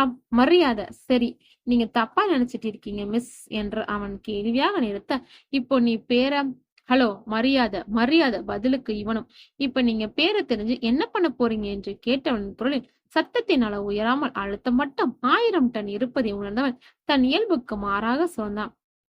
Madam wait. ஏதோ கள்ளப்பைய மாதிரி என்னைய பாக்குறத முதல்ல நிறுத்துங்க.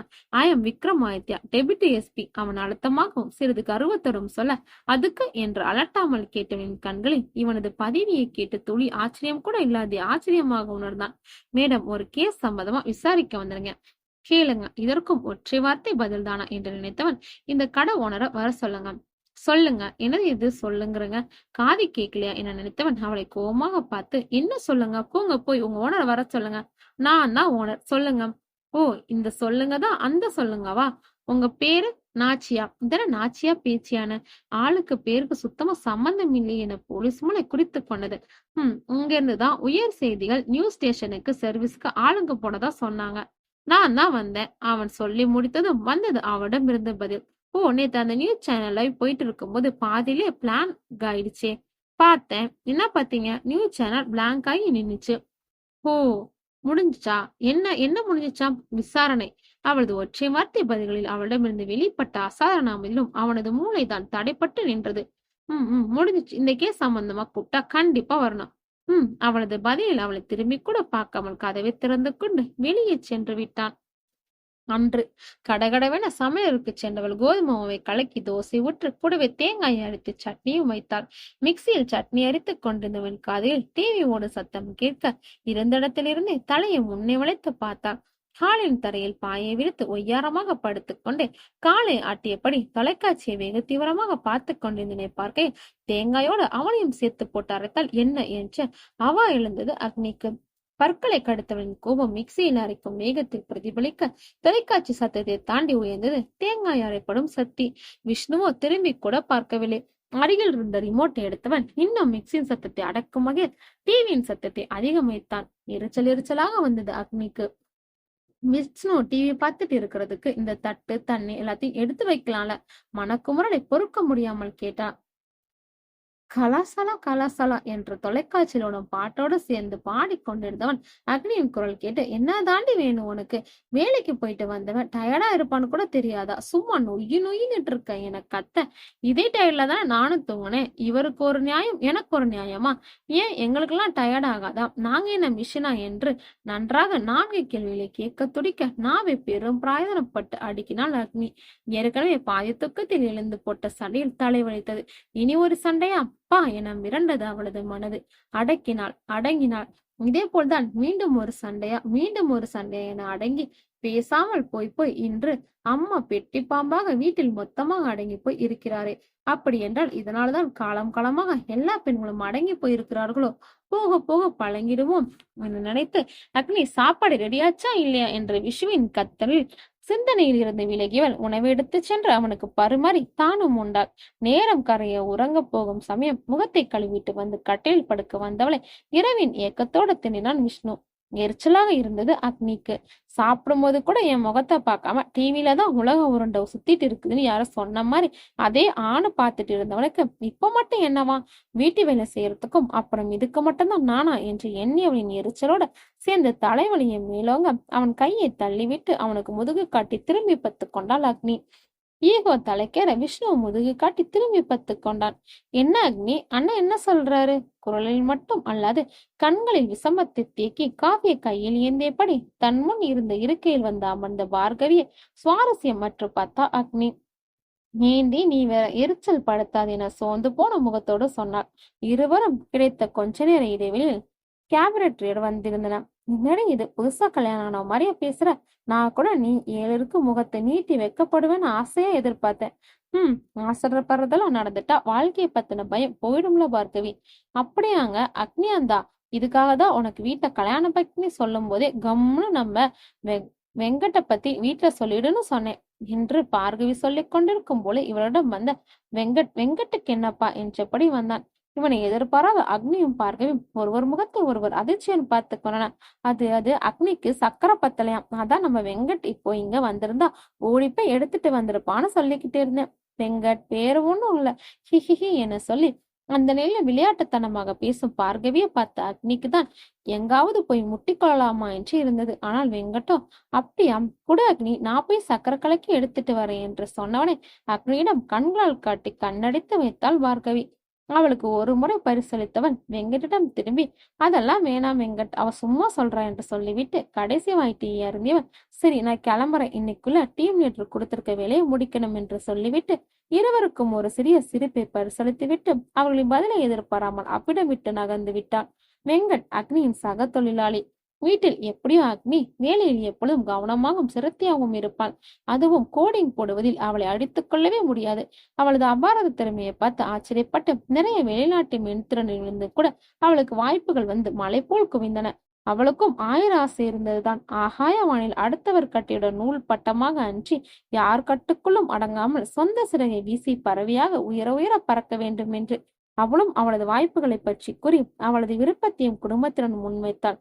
இதோ காலை போனால் மாலை வீடு திரும்பி விடலாம் என்ற ஊட்டிக்கு அனுப்பாதவர்கள் வெளிநாட்டிற்கு அனுப்பப் போகிறார்கள்.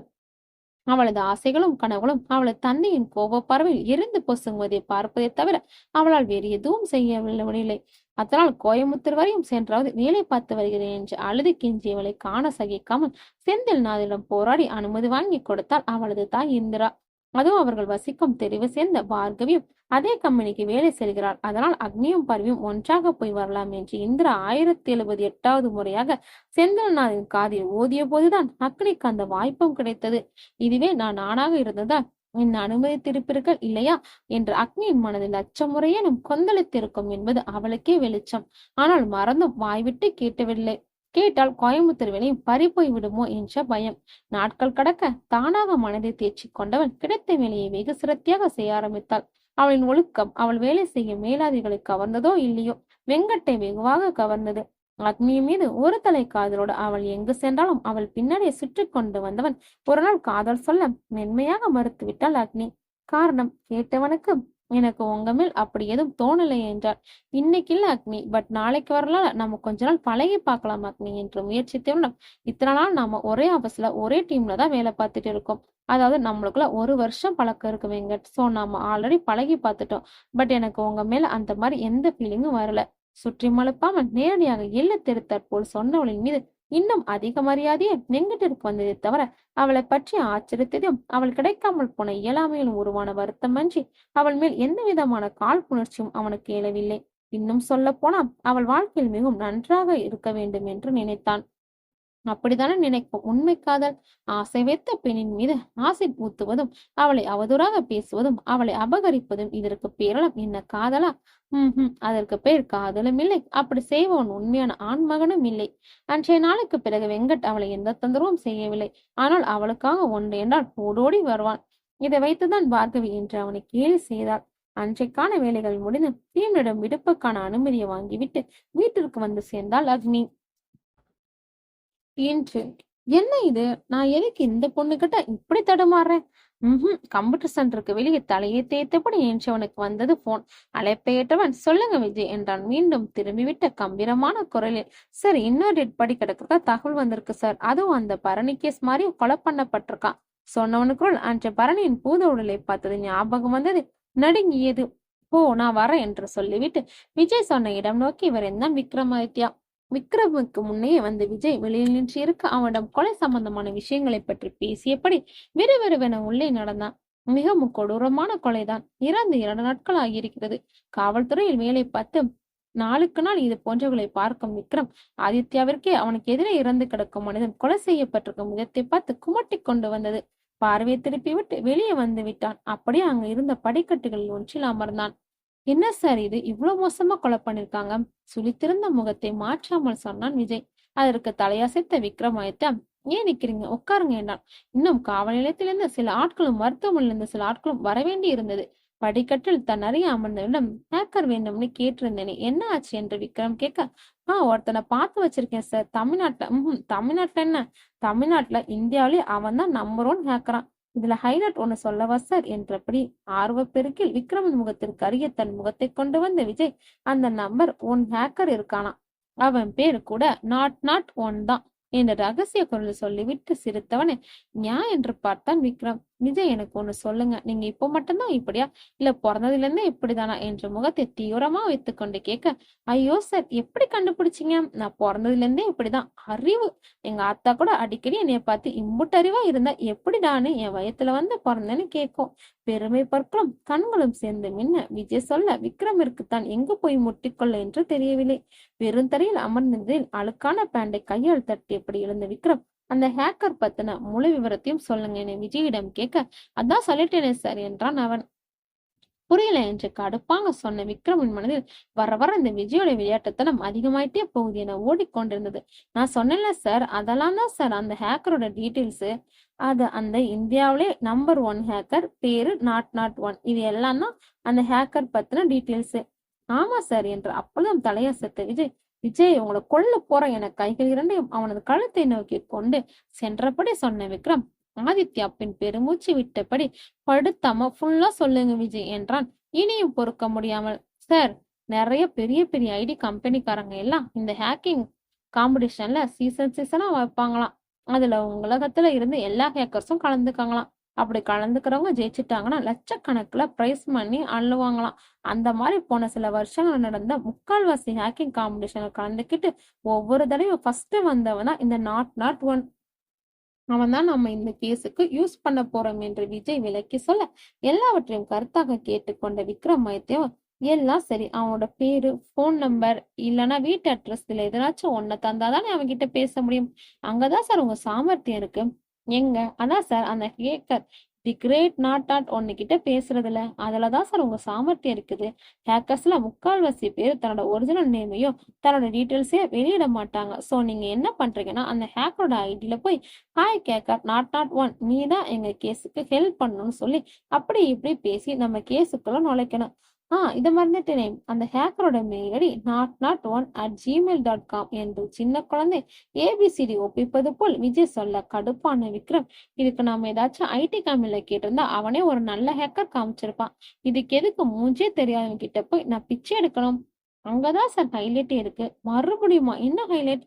ஆனாப்பட்ட டிவிக்காரனையே ஏமாத்தி ஹேக் பண்ணிருக்கான். அப்ப அவனை மாதிரி ஒரு ஆளை போட்டியா தி பெஸ்டான ஒரு ஆளை இறக்குனாதானே சார் சரிக்கு சமமா இருக்கும்.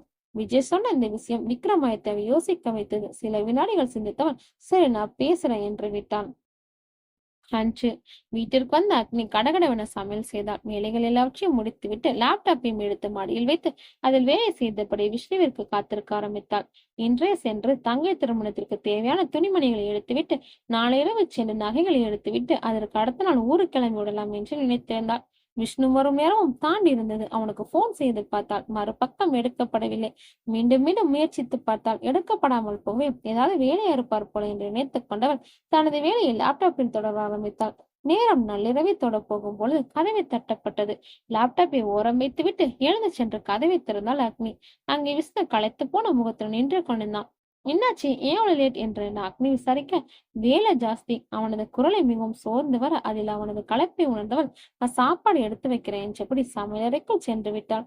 அதன் பிறகு இருவரும் உண்டு முடித்து உறங்க சென்று விட்டனர். அடுத்த நாள் எப்பொழுதும் போல் விடியம் இருவரும் எப்பொழுதும் போல் வேலைக்கு சென்று வந்தன.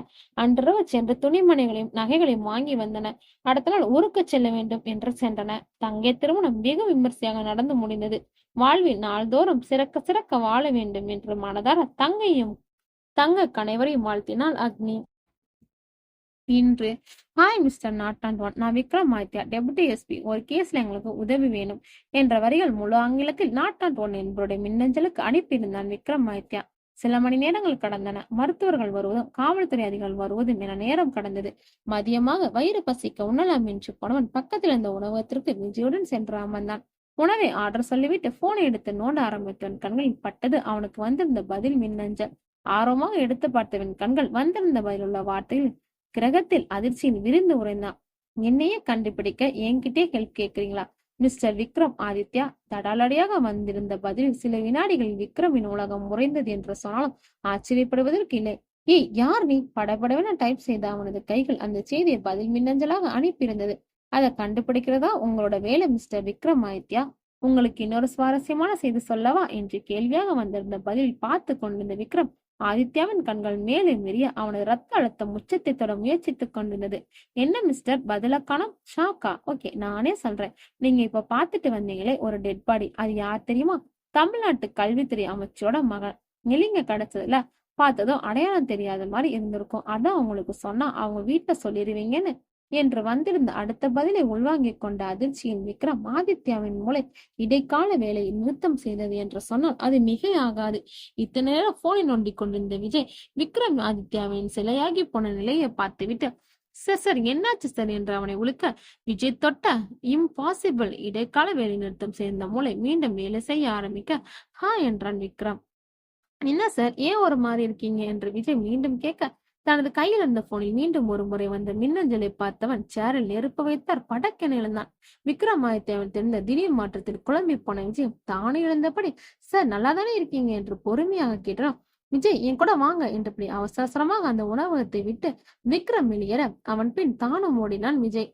நடந்து கொண்டே போனை எடுத்து யாருக்கோ கால் செய்ய விக்ரம் டே மினிஸ்டர் சிங்கமுத்துவோட பையன் போட்டோவை எனக்கு ஐடி லிஸ்ட்ல இருந்து எடுத்து அனுப்புங்கடா என்று சொல்ல மினிஸ்டர் சிங்கமுத்து பையனா எதுக்கடா மறுபக்கம் இருந்து குழப்பத்துடன் கேட்டது ஒரு குரல். டே அனுப்புடா முதல்ல அழுத்தமாக சொல்லிவிட்டு போனை வைத்து விட்டான் விக்ரம். மருத்துவமனை சென்று இறந்தவன் முகத்தை பார்ப்பதற்குள் விக்ரமிற்கு வாட்ஸ்அப்பில் சிங்கமுத்துவின் மகன் புகைப்படத்தை அனுப்பி வைத்திருந்தான் விக்ரமின் நண்பன். ஒப்பிட்டு பார்த்தில் தெரிந்த ஒற்றுமைகளை உண்டவனுக்கு இது சுலபமான வழக்கை இருக்கும் என்று தோன்றவில்லை. விஷயத்தை விஜயிடம் சொல்லிவிட்டு அமைச்சரிடம் அவரது மகனின் கொலை பற்றிய செய்தியை கொண்டு சேர்க்குமாறு உத்தரவிட்டு தனியாக வந்த அமர்ந்தான் விக்ரமாதித்யா. யார் அவன்? எப்படி அவனை கண்டுபிடிக்க? எதற்காக இதையெல்லாம் செய்கிறான்? எப்படி செய்கிறான்? அவனுக்கு எப்படி என்னை பற்றி தெரிந்தது? நான் அவனை பற்றி வழக்கைத்தான் பார்த்து கொண்டிருக்கேன் என்று எப்படி அறிந்து வைத்திருக்கிறான்? என்ன பெயர்? எந்த ஊர்? நினைக்கவே தலை வலிப்பது போல் இருந்தது விக்ரமாதித்யா அவருக்கு. அவன் ஒன்றும் சினிமாக்களில் வரும் காவலர்கள் போல் கை வைக்கும் வழக்குகள் எல்லாம் வெற்றி பெற்று திரும்புவன் கிடையாது. அவன் கையில் எடுத்த வழக்குகளில் வெற்றி பெற்றவை என்பது சதவீதம் என்றால் தோற்றவை 20% இருக்கத்தான் செய்யும். அவனிடம் நிறைய சர்க்கிள்கள் இருந்தன. நாளுக்கு நாள் இந்த துறையில் அவன் கற்றுக்கொள்ளும் விஷயங்களும் மூலம் அவனானது புத்தி குறுமியும் விவேகத்தையும் மெருகேற்றிக் கொண்டேதான் செல்கின்றான்.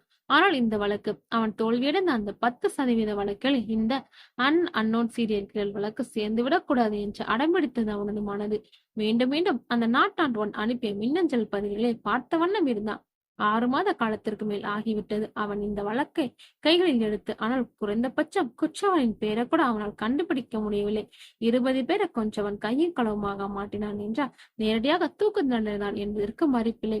ஆனாலும் 5 வருடங்களை காவல்துறையின் சிம்ம சொப்பனமாக விளங்கும் அந்த நாட்டாண்டோனின் புத்தி குருமையை நினைத்து இத்தனை மாதங்களை பல்லாயிரமாவது முறையாக அவனால் வியக்காமல் இருக்க முடியவில்லை. இதை நல்ல வழியில் பயன்படுத்தினால் எத்தனை பேர் பயனடைவார்கள்? சை, முட்டாளா இருப்பான் போலும். போன வினாடியில் அதி புத்திசாலி, அடுத்த வினாடியே முட்டாள். ஹஹா, மனிதனுக்கு குரங்கு மனது என்பதை நிரூபித்தான் விக்ரமாதித்யா. விஷயம் அறிந்து வந்த அமைச்சர் சிங்கமுத்து வேறு மருத்துவமனை அதிரும் அளவிற்கு ஆடி திருத்து விட்டார். மகனின் இறப்பு சாதாரண ஒன்றா? அதிர்ச்சியின் வேதனையின் உச்சம் என முகத்திலே காண்பித்த சிங்கமுத்துவே கையாளாத தனத்துடன் பார்த்தான் விக்ரமாதித்யா. அரசனே ஆனாலும் பெற்ற மகனுக்கு அப்பன் தானே. இங்கு பிரச்சனை எல்லாவற்றையும் முடித்துவிட்டு ஜீப்பில் வீட்டிற்கு சென்று கொண்டிருந்தவனுக்கு மனது ஒரு நிலையில் இல்லை. எப்பொழுதும் செல்லும் அந்த பாலத்தின் ஆரம்பத்தில் ஓரமாக ஜீப்பை நிறுத்திவிட்டு நடத்தபடி கைகளை நெஞ்சோடு கட்டி கொண்டு வந்தவன் இரவு உளவில் பறந்து விருந்து தெரியும் சென்னையை இலக்கன்றி காணமின்றி பார்த்தபடி நின்றான். ஆள் அரவம் இல்லை அந்த பாலத்தில். மிகவும் பழுதடைந்து இப்பொழுது உபயோகிப்பதற்கு தடை செய்யப்பட்டிருந்த பாலம் அது. அவனை தொட்டு தழுவி சென்ற காற்றை கண்கள் மூடி ரசித்தவன் மேலும் சில நிமிடங்கள் அதை அனுபவித்து விட்டு திரும்பி ஜீப்பை நோக்கி நடந்தான். அவன் ஜீப்பில் ஏறி கதவை சாற்றி ஸ்ரீரங்கில் கை வைத்து வினாடி பின் இறக்கிழந்து ஒரு உருவம் விக்ரமின் மூக்கின் மேல் மயக்க மருந்து கலந்த துணியை வைத்து அழுத்த எதிர்பாராது நடந்த சம்பவத்தில் சில வினாடிகளை திமிரியவன் பின் மயங்கி சரிந்தான். அன்று விசாலாட்சியின் திருமணத்தை முடித்துவிட்டு விடுப்புக்கு பின் வேலைக்கு திரும்பியவளுக்கு பணி சுமைல்கள் மலை போல் குவிந்து கிடக்க கழுதை போல் தோய்வின்றி உழைத்தாள் அக்னி. இன்றே முடிக்க வேண்டிய ப்ராஜெக்ட் அவளது பங்கு வேலைகள் மட்டுமே பாக்கி இருந்தன. அதே காலிலிருந்து செய்து கொண்டிருந்தால் முடிந்த பாடிலே. மதிய நேரம் உணவு உண்ண கூட செல்லாமல் அமர்ந்து வேலை செய்து கொண்டிருந்தவளுக்கு அருகே ஒரு ரோலிங் சேரை தள்ளி கொண்டு வந்தபடி அமர்ந்தான் வெங்கட். அதை கவனிக்கும் நிலையில் கூட அவள் இல்லை. அவளது விரல்கள் வேகமாக வேலை பார்த்து கொண்டிருந்த விசைப்பலகையில் அக்னி என்றாள். என்ன வெங்கட்? வினாடி கணக்கில் இவன் மீது பார்வை பதிவிட்டு வேலையை செய்து கொண்டே கேட்டாள் அக்னி. சாப்பிட்டு வேலை செய்யலாம்ல என்று அவன் கேட்க, அது தங்கச்சி கல்யாணம் முடிச்சுட்டு வரவே நைட்டு லேட் ஆயிடுச்சு. காலையில எழுந்ததே ரொம்ப லேட்டு. கேண்டீன்ல போய் தான் சாப்பிடணும். இந்த வேலை வேற முடிய மாட்டேங்குது என்று சொன்னவனின் பார்வை இன்னும் கூட வெங்கட் பக்கம் திரும்பவில்லை. அவளுடைய பதில் கேட்டவன் 2 வினாடிகளில் அவ்விடம் விட்டு எழுந்து சென்று விட்டான். அதை கவனிக்கும் நிலையில் எல்லாம் அக்னி இல்லை. அவளது கவனம் முழுக்க அவள் முன் இருந்த கண்ணீத்திலும் அவளது விரல்கள் பழியாகி கொண்டிருந்த விசைப்பலையிலும் இதுதான் இருந்தது. போன சில நிமிடங்களில் திரும்பி வந்த வெங்கட், இந்த அக்னி, நீ இதை சாப்பிடு, அம்மா செஞ்சது நல்லா இருக்கும் என்று அவன் சொல்ல, அவன் பேசும் பொழுது அவனது முகத்திற்கும் கண்ணித்திரைக்கும் அலைப்பாய்ந்து கொண்டிருந்த அக்னியின் விழிகள் அவன் அவளது மேசை மீது வைத்த பொருள் நிலைப்பெற அவளது விரல்கள் தானாக விசைப்பணியில் காட்டிக் கொண்டிருந்த வேகத்தை குறைத்தன. அப்போ உனக்கு தானாக கேட்டன அவள் இதழ்கள். நான் ஃப்ரீதான், சோ நான் கேண்டீன்ல போய் சாப்பிட்டுக்கிறேன் என்று சொன்னவனை ஆச்சரியமாக பார்த்தாள் அக்னி. வெங்கட் முன்பெல்லாம் இவள் பின்னாலே சுற்றி இவளுக்கு வேண்டிய எல்லாவற்றையும் செய்து கொடுப்பது என்னவோ வழக்கான ஒன்றுதான். ஆனால் அவன் அவனது காதலி சொல்லி அவள் அதை மறுத்த பிறகு அவனது அக்னி மீதான பார்வையை மாற்றி இருந்ததை அவளும் தான் உணர்ந்து இருந்தாள்.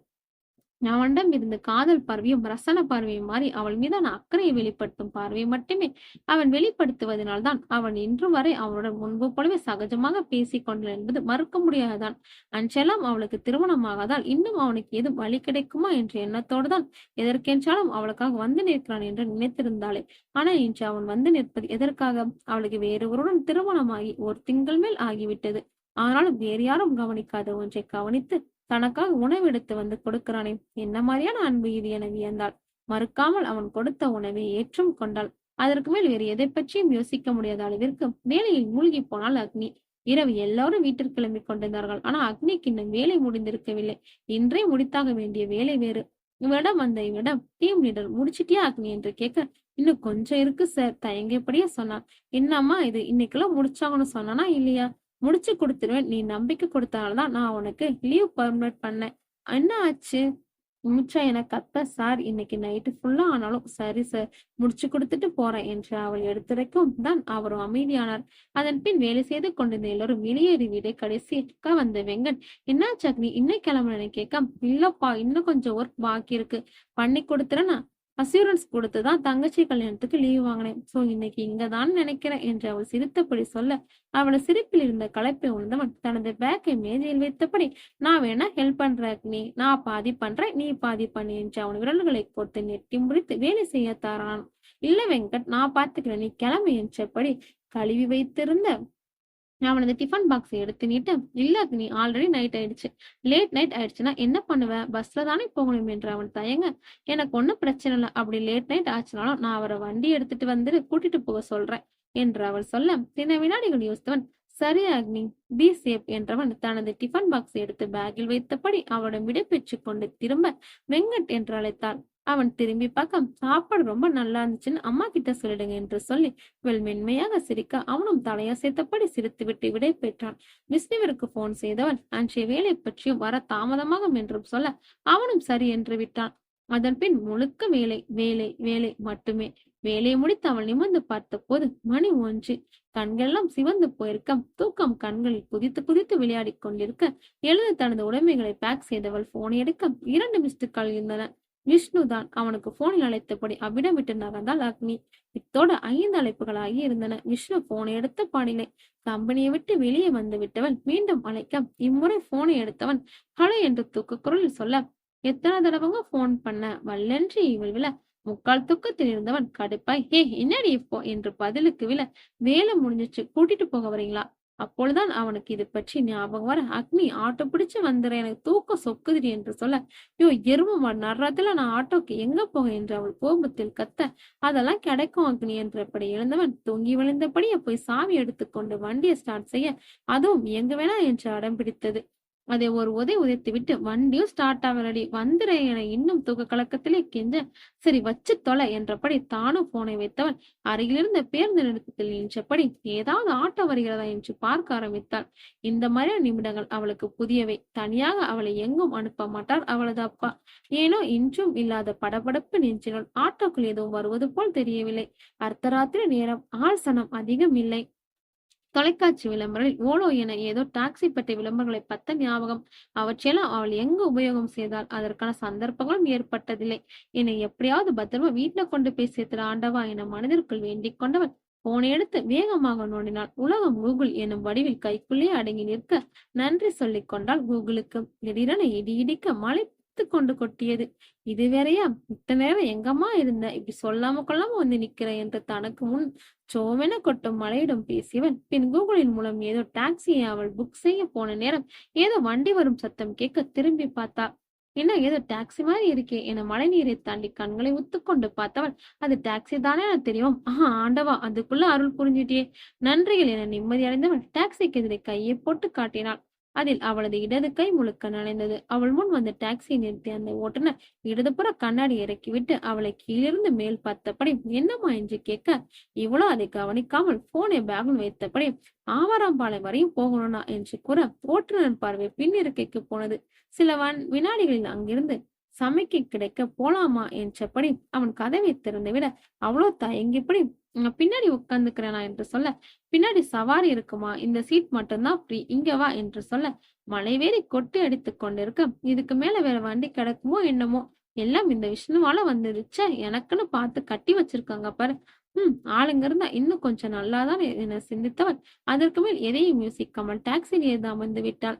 விஷ்ணு கிட்ட சொல்லுவோமா வேணாமா, இல்ல வீட்டுல போய் எழுப்பிக்கலாமா என குட்டி மன்றம் நடத்தி கொண்டிருந்தவளுக்கு ஏதோ குறுக்க சட்டென்று பின்னால் திரும்பி பார்த்தாள். அங்கே இரு வாலிபவர்கள் பார்வை இவள் மீது குத்தி நிற்க தோரணையாக அமர்ந்திருந்தன. இத்தனை நேரம் டாக்ஸி கிடைச்சிருக்கு, வீட்டுக்கு போயலாம் என கொஞ்சம் தனித்து இருந்த மனது இப்பொழுது அந்த இரு ஆண்களின் பார்வையில் படபடவென துடிக்க ஆரம்பித்தது. பதட்டத்தை வெளிக்காட்டாமல் இருக்க முயற்சித்தபடி முன்னே திரும்பி பாதியை பார்த்தாள். மழையின் பங்கிட்டால் கண்ணாடி வழியே பாதை தெரிய மறுத்தது. இன்று கைகளும் கால்களும் கண்களும் கட்டப்பட்ட நிலையில் ஒரு அறையில் அடைத்து வைக்கப்பட்டிருந்தான் விக்ரமாதித்யா. மயக்கம் போய் விழிப்பு வந்த சில நிமிடங்களில் ஆகியிருந்தது. ஆனாலும் விழிக்க முடியவில்லை. கண்கள் கட்டப்பட்ட நிலையில் மனதில் மட்டுமே விழிப்பு. திடீரென ஏதோ ஒரு புட் சத்தம். தானாக விக்ரமாதித்யாவின் போலீஸ் மூளை விழித்துக்கொள்ள ஐம்புலன்களும் தானாக கூர்மையானது. சத்தம் வர வர அதிகமாகி கொண்டே வர அந்த ஆள் அவனை நெருங்கி கொண்டே வருகிறான் என்பதை புரிந்தது. என்னாச்சு மிஸ்டர் விக்ரமாதித்யா, குற்றவாளியை கண்டுபிடிச்சாச்சா? ரகசிய பணியில் கிசுகிசுப்பா கேட்டது ஒரு குரல் அவனோது காதோரம். அவனேதான், சி அவளேதான். ஆச்சரியமும் அதிர்ச்சியும் ஒரு சேர விக்ரம் மனதை புரட்டி போட்டது. நாட் ஒன், ஒரு பொண்ணா? இவ்வுலகத்தில் வாழும் யாரும் அறிந்து கொள்ளாத ரகசியத்தை அவன் மட்டும் அறிந்து கொண்டதில் அவனது இதயம் தாறுமாறாக துடிக்க ஆரம்பித்தது.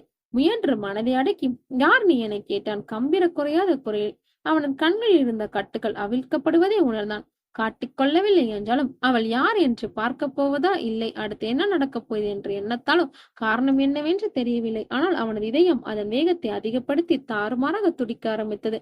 அவள் யாராக இருக்கும் என்ற ஆர்வம் ஒரு பக்கம், எதற்காக இப்பொழுது என்னிடம் தன்னை வெளிப்படுத்திக் கொள்கிறாள் என்ற வினா மறுபக்கம். அவன் கண் கட்டு பிரிக்கப்பட்டது. ஐம்பொழும் கூர்மையாக மூடியிருந்த விழிகளை திறந்தான். மந்தமான பார்வை அவனது கண்கள் முதலில் அவனுக்கு பரிசளித்தது. ஏதோ ஒரு பெண் உருவம் தன் முன் கைகளை நெஞ்சோடு கட்டிக்கொண்டு இருப்பது போல் தெரிந்தது. ஆனால் அடையாளம் காண முடியவில்லை. சில வினாடிகள் பிடித்தது. மூளையும் கண்களும் தெளிவாக எதிரில் அமைதியின் உருவாக அழுத்தத்தின் உருவாக நின்றிருந்த பெண்ணை கண்டு கொண்டவனுக்கு அதிர்ச்சியின் உச்சம். பெண்கள் மென்மையாளர்கள் என்று நினைத்தவனின் மனதை அந்த நிமிடம் மாற்றி அமைத்திருந்தால் நாச்சியா. நீ நாச்சியா? அவனது கேள்விக்கு அவனிடமிருந்து ஒரு சிறு அசைவு கூட கிடைக்கவில்லை. ஏன் இவளிடம் மட்டும் அதிகாரம் செல்லாமல் போகின்றது? என் கம்பீரம் தளர்ந்து போகின்றதே, புரியவில்லை அவனுக்கு. எதுக்காக அந்த கொலைகளை பண்ற என்றவனின் வார்த்தைகள் பாதியிலேயே தடைப்பட்டன. உணர்ச்சிகளை மாற்றிக்கொண்ட அவளது முகம் என்ன சொல்ல வருகின்றது என்று புரிந்தது அவனுக்கு. எதுக்காக அந்த கொலைகள் பண்றீங்க? உங்களுக்கு என்ன வேணும்? மரியாதைக்கான விளிம்பில் அழுத்தம் கொடுத்தவனின் கேள்விகள் சுற்றி வளைக்காமல் நேரடியாக வெளிவந்ததில் நாச்சியாவிடமிருந்து அவனை மெச்சும் பார்வை கிடைத்தது. அதே அழுத்தம் பூட்ஸ் கலடிகளுடன் அவன் அருகில் வந்தவள் அவனது கையில் இருந்த கட்டையும் கலட்டிவிட ஆரம்பித்தாள். நாச்சியா என்ன மாதிரியான எண்ணத்தில் அவனை இங்கு கடத்தி வந்திருக்கிறாள் என்று அவனுக்கு சுத்தமாக புரியவில்லை. அவனது கை கட்டை கலட்டி விட்டுவிட்டு மீண்டும் நகர்ந்து முன்னே நின்று இருந்த இடத்திலே நீஞ்சிக் கொண்டாள். விக்ரம் அவளை புரியாமல் பார்க்க, கடந்த 5 வருஷத்தில் மொத்தம் 20 பேரை நான் கொலை பண்ணிருக்கேன், என்னை அரெஸ்ட் பண்ணுங்க என்றபடி தனது இரு கைகளை முன்னே நீட்டினாள் நாச்சியா. கேட்டவனுக்கு பகீர் என்றானது. இப்படி ஒரு திருப்பத்தை அவன் எதிர்பார்க்கவில்லை என்றே சொல்ல வேண்டும். என்னாச்சு என அதிர்ச்சியுடன் கேட்டான். நான் சரணடைகிறேன், ஆனா கூடவே சில கண்டிஷனும் இருக்கு. அதெல்லாம் நீங்க எனக்கு நிறைவேற்றி தர ஏற்பாடு பண்ணும். இந்நிலையில் அன்று வெளிப்பட்ட அதே நிதானத்துடன் இருந்தால் அவள். என்னால முடிஞ்சா நேர்மையான காரியம்னா நான் கண்டிப்பா பண்ணித்தரேன். ஆனா அதுக்கு முன்னாடி எதுக்காக இதெல்லாம் பண்ணீங்க, எப்படி பண்ணீங்க, இப்ப எதுக்காக தானா வந்து சரணடைவீங்க, இதெல்லாம் ஒண்ணு விடாம முழுமையா எனக்கு தெரிஞ்சாகணும். அழுத்தமான பார்வையின் குரலுமாக அவன் சொல்ல, மெல்லிய சிரிப்பு அவனிடம். அந்த 2 மில்லிமீட்டர் சிரிப்பில் பல்லாயிர வேதனைகள் அடங்கியிருப்பதை உணர்ந்தவனுக்கு அவளை பற்றி ஆச்சரியம் இன்னும் அதிகமானது.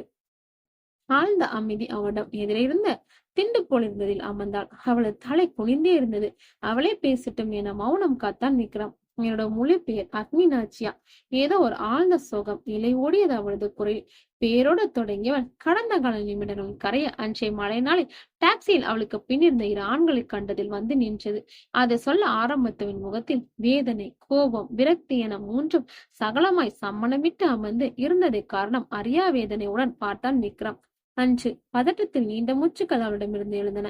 என்னது, இவனுங்க பார்வை சரியில்லை. மனது தாறுமாறாக சிந்திக்க விஷ்ணுவுக்கு கூப்பிடுவோம் என நினைத்தபடி ஹேண்ட்பேக்கில் கைவிட்ட பொழுது அவளது கையை தொட்டது ஒரு கை. அதில் தீப்பட்டது போல் கையை வெளியே எடுத்தவளின் எச்சில் தொண்டைக்குழியை தாண்டி கீழே இறங்க மறுத்தது. ஏதோ தவறா நடக்க போவதாக ஒரு உந்துதல். எச்சிலை கூட்ட விளங்கியவள் மெதுவாக திரும்பி பார்க்க பின்னிருக்கில் இருந்த இருவரில் ஒருவன் இவளுக்கு வெகு அருகே விழிகள் அதிர்ச்சியில் விரிய படபடத்து இருந்தவளை ரசனையாக பார்த்தது அவனின் இரு கண்கள். அவனது பார்வையில் அருவருத்து சேலை தலைப்பால் தன் தோலை சுற்றி மூடியபடி ஓட்டுநரிடம் புகார் அளிக்கலாம் என்று திரும்பி பார்த்தவளுக்கு ஓட்டுநரின் பார்வை அவளது மாறாப்பை தாண்டி உள்ளிருக்க சீ என உதித்தவள் வண்டியை நிறுத்து என இவள் தைரியத்தை திரட்டி கத்த, முகத்தை அஷ்டகோணலாக்கி அந்த ஓட்டுநர் சிரித்தானே ஒரு சிரிப்பு. இவளுக்கு உடலெல்லாம் விடவெடுத்து தூக்கி மாறி போட்டது. ஐயோ, இப்படி வந்து மாட்டிக்கின்றோமே என நினைத்தவள் விஷ்ணுவிற்கு கலைக்க தனது கைப்பையை தேட அது அவள் அருகே இல்லை. இதையே பேபி தேர்ற பின்னிறுத்து வந்தது ஒரு குரல். உடலெல்லாம் நடங்க. டே, வண்டி நிறுத்துதா, இப்ப நிறுத்த போறியா இல்லையா என கத்தியவளுக்கு பதிலில்லாம போக குதித்து விடலாம் என்ற முடிவோடு அவள் கதவில் கை வைக்க அவளது கையை பின்னிருந்த அவனின் மார்பின் வழியே வந்து எக்கி பிடித்திருந்தான் பின்னிருந்த இருவனின் ஒருவன். இக்கையடா, எடுடா, பல்லை கடித்துக் கொண்டு கத்தினாள் அவள். ஒரு வினாடியில் தன் முழு பழுத்தையும் கையில் சேர்த்து அவனது கையை மடக்கி டாக்ஸியின் மேல் மறைப்பில் கொண்டு அடிக்க திடீரென உருவான வழியில் கை அம்மா என உரியபடி கத்தியவனை பார்த்து, டேய் சஞ்சய், என்னடா என பதறிக்கொண்டு வந்தான் பின்னிருக்கில் இருந்த இன்னொருத்தன் பரத். இந்த இடைவெளியை உபயோகித்து கதவை திறந்து வெளியே ஓடி வந்தவள் இலக்கு தெரியாமல் ஓட ஆரம்பித்தாள்.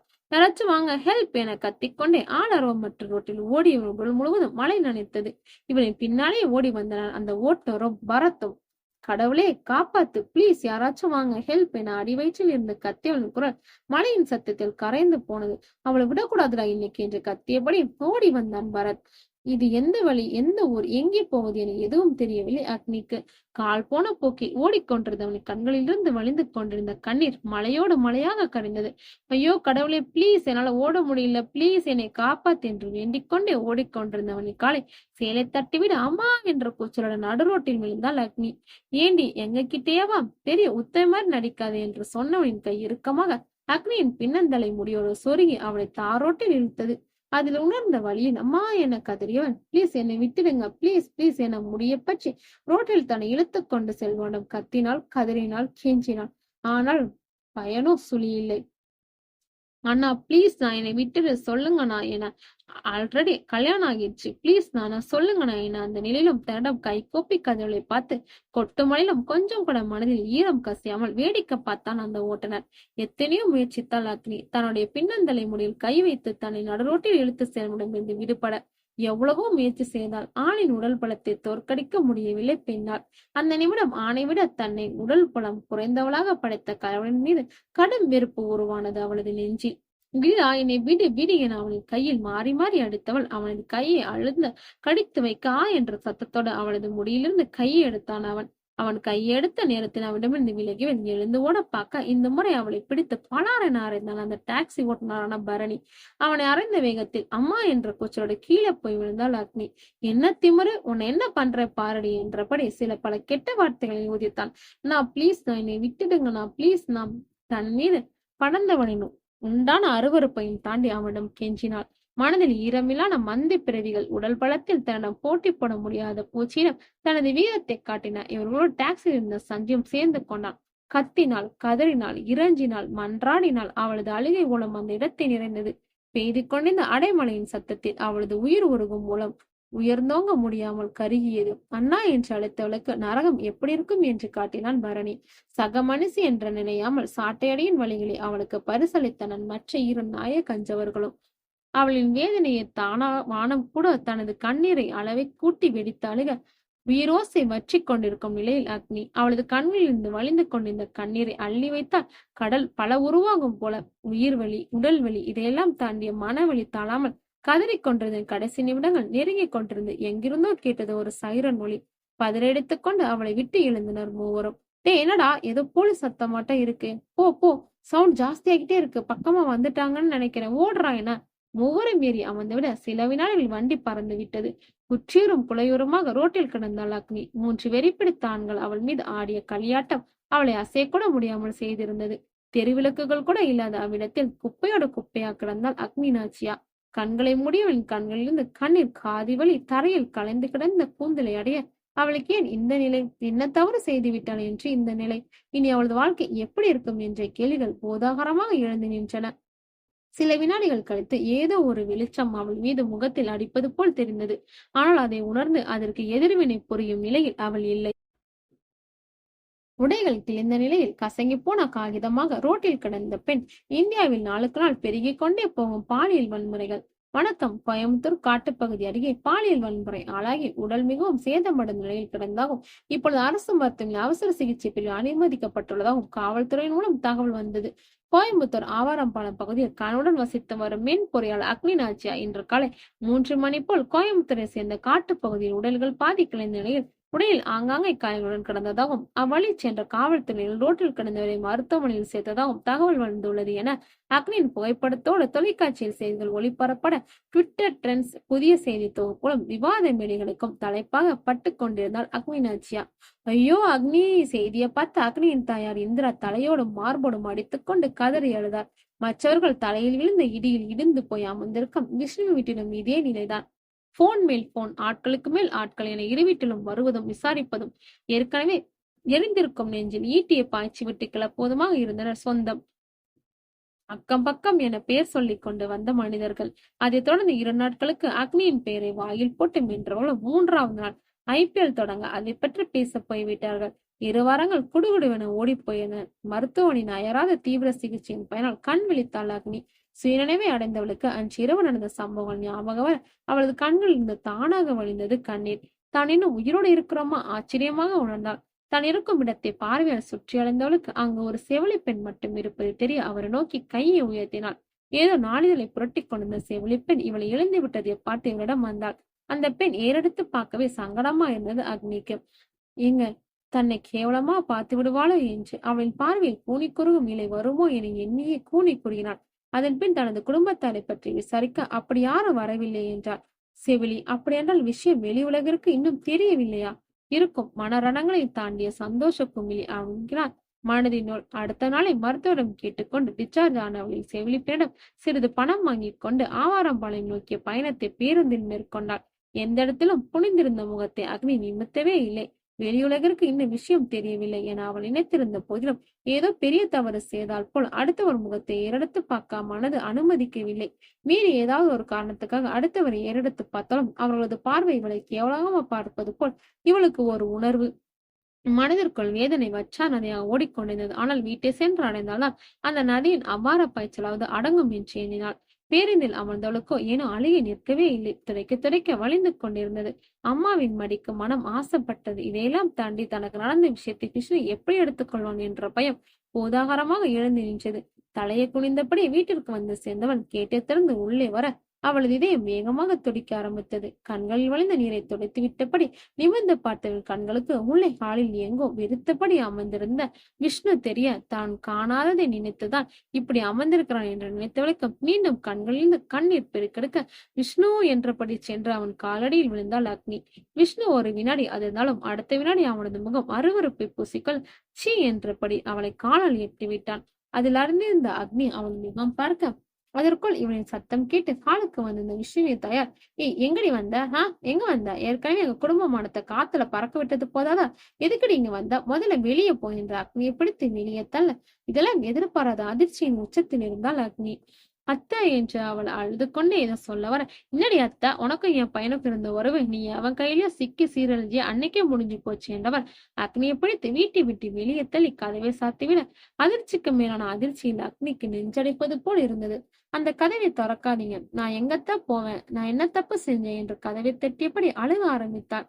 எத்தனை நேரம் அழுதாலும் மூச்சுத்திறன் அதே இடத்தில் விழுந்தாள். அக்னி அக்னி என்ற குரலில் அவள் கண் திறந்த போல் அவளுக்கு எதிரே நின்றிருந்தான் வெங்கட்.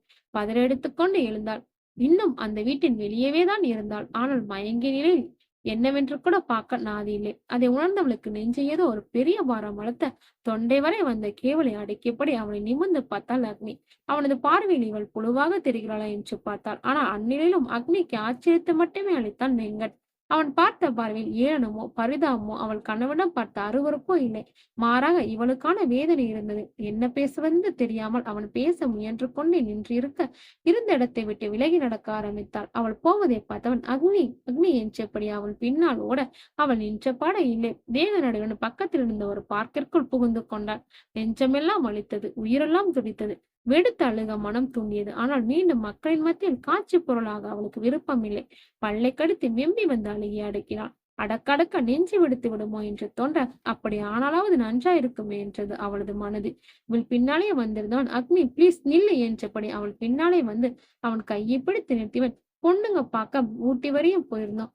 விஷயம் தெரிஞ்சு உன்னை பார்க்க ஹாஸ்பிட்டல் வரலான்னு பார்த்தா அங்க மழை பெஞ்சு மண் சரிவு வந்துருச்சு அக்னி என்று வேதனை பொங்க சொன்னவன் முகத்தை திரும்பி பார்த்தவன் கண்ணிலிருந்து கண்ணீர் அவளையும் மீறி கடகடவென்று கன்னத்தில் வழிந்து பாய்ந்தது.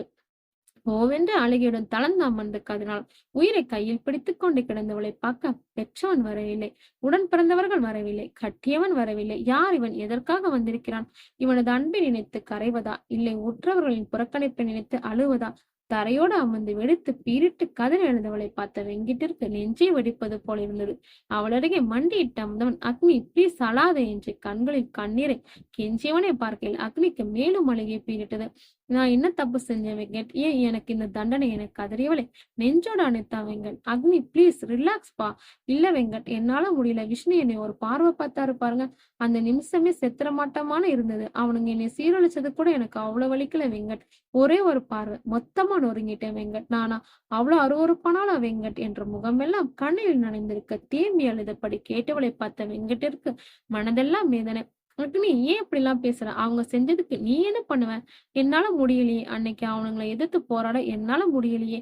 அந்த கடவுள் எங்களை மட்டும் ஏன் வீக்கர் செக்ஸா படைச்சான்? கடவுளே பாரபட்சம் பார்த்திருக்கான் தானே. எத்தனை நம்மள தெரியுமா வெங்கட்? ஏதாவது நடந்து தப்பிச்சிட மாட்டாமா? அந்த கடவுள் ஏதாவது பண்ணி நம்மளை காப்பாத்திட மாட்டான்? என்ன கதறியும் இறங்க வரலையே. என்னை தலையில் அடித்துக் கொண்டு வீரிட்டாள் போல என்ன சொல்லி தேய்ச்சி என்று வெங்கட்டிற்கு சுத்தமாக புரியவில்லை. அக்னி முடிஞ்சது முடிஞ்சு போச்சு, விடுமா. இனி ஆக வேண்டியதா பாப்பான். நீ அவனுங்க யாருன்னு அடையாளம் காட்டு, நம்ம கேஸ் ஃபைல் பண்ணுவோம். பேசி பார்த்தான். ஆனால் அவளோ அவன் பேச்சை எல்லாம் கவனிக்காது. ஏன் வெங்கட், எங்க அம்மா கூட என்னை பார்க்க வரல என்ற தாய்க்கு ஏங்கும் குழந்தையாக இவன் முகம் பார்த்து விசம்ப இவனுக்கு கண்கள் கரித்து கொண்டு வந்தன. அக்னி பிளீஸ் அழாதமா நெஞ்சோடு வைத்துக் கொண்டு தேட்டினான். அவள் எதிர்பார்த்த அன்னைமடி அவன் நெஞ்சம் என்னும் அஞ்சனத்தில் கிடைத்தது. ஆனாலும் அவள் அழுகை ஏற்கவில்லை. அவளை தேற்றி அவனிடம் விட்டு அகற்றி வரவே படாத பாடுபட்டான் வெங்கட். தனது வீட்டிற்கு அவளை அழைத்துச் சென்றவன் அவளை தனது அம்மாவிடம் அறிமுகப்படுத்தி வைத்து அங்கேயே தங்க வைத்தான். ஆனால் அக்னியின் பிதற்றல் மற்றும் நிற்கவே இல்லை. வெங்கட், அம்மா வரல, இதோ கேளியதான் மீண்டும் மீண்டும் கேட்டுக்கொண்டிருந்தார். இப்படியே சென்றால் அவளது மனது பாதிக்கப்பட்டு விடுமோ என பயந்தவன் ஒரு கட்டத்தில் நாளைக்கு ஒன்னா அங்க கூட்டிட்டு போறேன், இப்ப தூங்க அக்னி என்று சொல்லி தூங்க வைத்தான். அடுத்த நாள் காலை அக்னியின் வீட்டிற்கு அவளை அழைத்துச் சென்றான் வெங்கட். அவளை தனியாக அனுப்பும் அளவிற்கு அவனது பெற்றோர்கள் அவன் மனதில் நம்பிக்கை விதித்திருக்கவில்லை. வீட்டிற்கு கூட்டி வந்து விட்டவன் அவளை உள்ளே போக சொல்லிவிட்டு வெளியிலே நின்றான். உள்ளே சென்றவளுக்கு வீடே அமைதியாக இருக்க ஏனோ செய்யாத தப்பிற்கு உண்டான பயத்தில் சொந்த வீட்டிற்குள் வரவே முதுகு தண்டலம் ஜில்லிட்டது. உள்ளே எழுந்தவளுக்கு முதலில் இடிந்து போய் அமைந்த இந்திராதான் கண்ணில் பட்டாள். அவரை பார்த்தவுடன் இவ்வளவு நேரம் இல்லாத அழுகை அறிவேன பொங்கி வழிய மா என்றபடி அவரை நோக்கி ஓடினான். உங்களை பார்த்ததும் அவரும் அக்னி என்று கையை விரித்துக் கொண்டு ஓடி வர அம்மாவிடந்து அருவருப்பான பார்வை வந்துவிடுமோ என பயந்தவளுக்கு அது கிடைக்காமல் போக அத்தனை வேதிலும் ஒரு துளி நிம்மதி மூச்சு எடுத்தது. அம்மா மகளும் ஆற தழுவிக்கொள்ள அங்கு நடந்த பாச பிணைப்பை பிரித்தாத இந்திரா என்று இருவருக்கும் இடையிலும் ஊடுருவி சென்ற ஒரு குரல். இருவரும் பிறந்த குரல் வந்து வழிவெளியை பார்க்க அங்கே வெறிக்கொண்ட புலியை உரிமையப்படி நின்றார் செந்தில்நாதன். யாரு கேட்டு இவ்வளவு உள்ள விட்ட என்று கேட்டவனின் கர்ஜனைக்குள் சர்வம் நடுங்கியது அக்னிக்கு. பா என்று அக்னி அவரை நோக்கி போக, வெளியே போ, நீ எனக்கு பொண்ணே கிடையாது, வெளியே போ. அப்பா ஏப்பா இப்படி பேசுறீங்க? நான் எங்கப்பா போவேன்? அன்னைக்கு நடுராத்திரி 1 மணிக்கு எங்க சுத்திட்டு இருந்தியோ அங்கேயே போ. உனக்கு இந்த வீட்டுல இடம் கிடையாது என்று அவரது பதில் அக்னி உயிருள்ள பெண்ணம்மா என்று சொன்னால் அது மிகையாகாது. சத்தம் கேட்டு உள்ளே வந்திருந்த வெங்கட்டிற்கும் செந்தில்நாதன் சொன்னதெல்லாம் கேட்டிருக்க இதற்கு மேல் இங்கிருந்து பயனில்லை என்று நினைத்தவன் உயிர் பின்றி நின்று இருந்தவளை கையை பிடித்தபடி வா அக்னி என்று அவளை இழுத்து சென்றான். அக்னி அக்னி போகாதடி என்று இந்திரா தேம்பி அழுதபடி அக்னியின் பின்னாலேயே போக, உன் கடைசி பிள்ளைக்கு கல்யாணம் ஆகணுமா வேண்டாமா இந்திரா என்ற செந்தில்நாதனின் கேள்வி இந்திரா அதிர்ந்து திரும்பி பார்க்க, சொல்லு, உன் புருஷன் உயிரோட இருக்கணுமா வேணாமா? இந்திரா அவர் சொன்ன முதல் கேள்வியை கிரகித்து முடிக்கும் முன்னர் அடுத்த கேள்வி பாய்ந்திருந்தது செந்தில்நாதனிடம் இருந்து. போகும் அக்னியை தடுக்க முடியாமல் கணவனிடம் இணங்க முடியாமல் தவித்தப்படி நின்றவனிலே எந்த தாய்க்கும் வரக்கூடாத ஒன்று. வெங்கட்டின் வீட்டில்தான் கடந்த 4 நாட்களாக இருந்தால் அக்னி. கணவனின் அருவருப்பு பார்வை அவளது பாதி உயிரை எடுத்திருந்தது என்றால் தகப்பனின் ஒரே வரி அவளது மீது உயிரை எடுத்திருந்தது என்றுதான் சொல்ல வேண்டும். போட்ட கேசும் இவனை சிதைத்த மூவரில் ஒருவன் அமைச்சரின் மகன் என்றும் சம்பளம் நடந்த அன்று தனது மகன் சென்னையில் தன்னுடன் தான் இருந்தான் என்றும் சாதித்து விட்டாகிவிட்டது. உயிர்ப்பில்லாமல் சுற்றி திரிந்தவளை என்ன செய்து மாற்ற முடியவில்லை வெங்கட்டால். அப்பொழுது வெங்கட்டிற்கு பார்த்திருக்க பெண் அவனது வீட்டிற்கு வர அந்த பெண்ணிடம் அவளை பெண் பார்க்க போன அன்றே அக்னியை காதலித்ததை பற்றி அவன் சொல்லியிருந்தான். இப்பொழுது அக்னி அவனது வீட்டிலே தங்கியிருப்பதை தெரிந்தவன் அதை வைத்து அந்த பெண்ணிற்கும் வெங்கட்டிற்கும் சண்டைகள் வர ஆரம்பிக்க இதை கவனித்து விட்ட அக்னி இதுவரை அவளை பார்த்து கொண்டதுக்கு நன்றி எனவும் தன்னை தேட வேணாம் எனவும் சொல்லி கடிதம் எழுதி வைத்து விட்டு வீட்டை விட்டு கிளம்பி விட்டான். சென்னைக்கு வந்து இறங்கினான். எங்க போவது என்ன செய்வது என ஒன்றும் புரியவில்லை. ஏதோ நாடோடி மாதிரி திரிந்து சுற்றி திரிந்து கொண்டிருந்தாள். இவளது முகத்தை எல்லா செய்தி சேனலும் வெளியிட்டிருந்ததால் நிறைய பேர் இவளை பார்ப்பதும் பின்னர் கூட இருப்பவரிடம் ஏதோ முணுமுணுப்பதுமாக போனார். இன்னும் சிலர் இவளை பாவமாக பார்த்து விட்டு சென்றனர். இவளை அடையாளம் கண்டு கொண்ட இன்னும் சில பேர் இவளை மேலிருந்து கீழ் வரை அளவாய் பார்ப்பதும் இருந்தது. இப்படியே அந்த நாள் கழிய எங்க போவது என தெரியாமல் ஒரே இடத்திலே அமர்ந்திருந்தாள் அக்னி.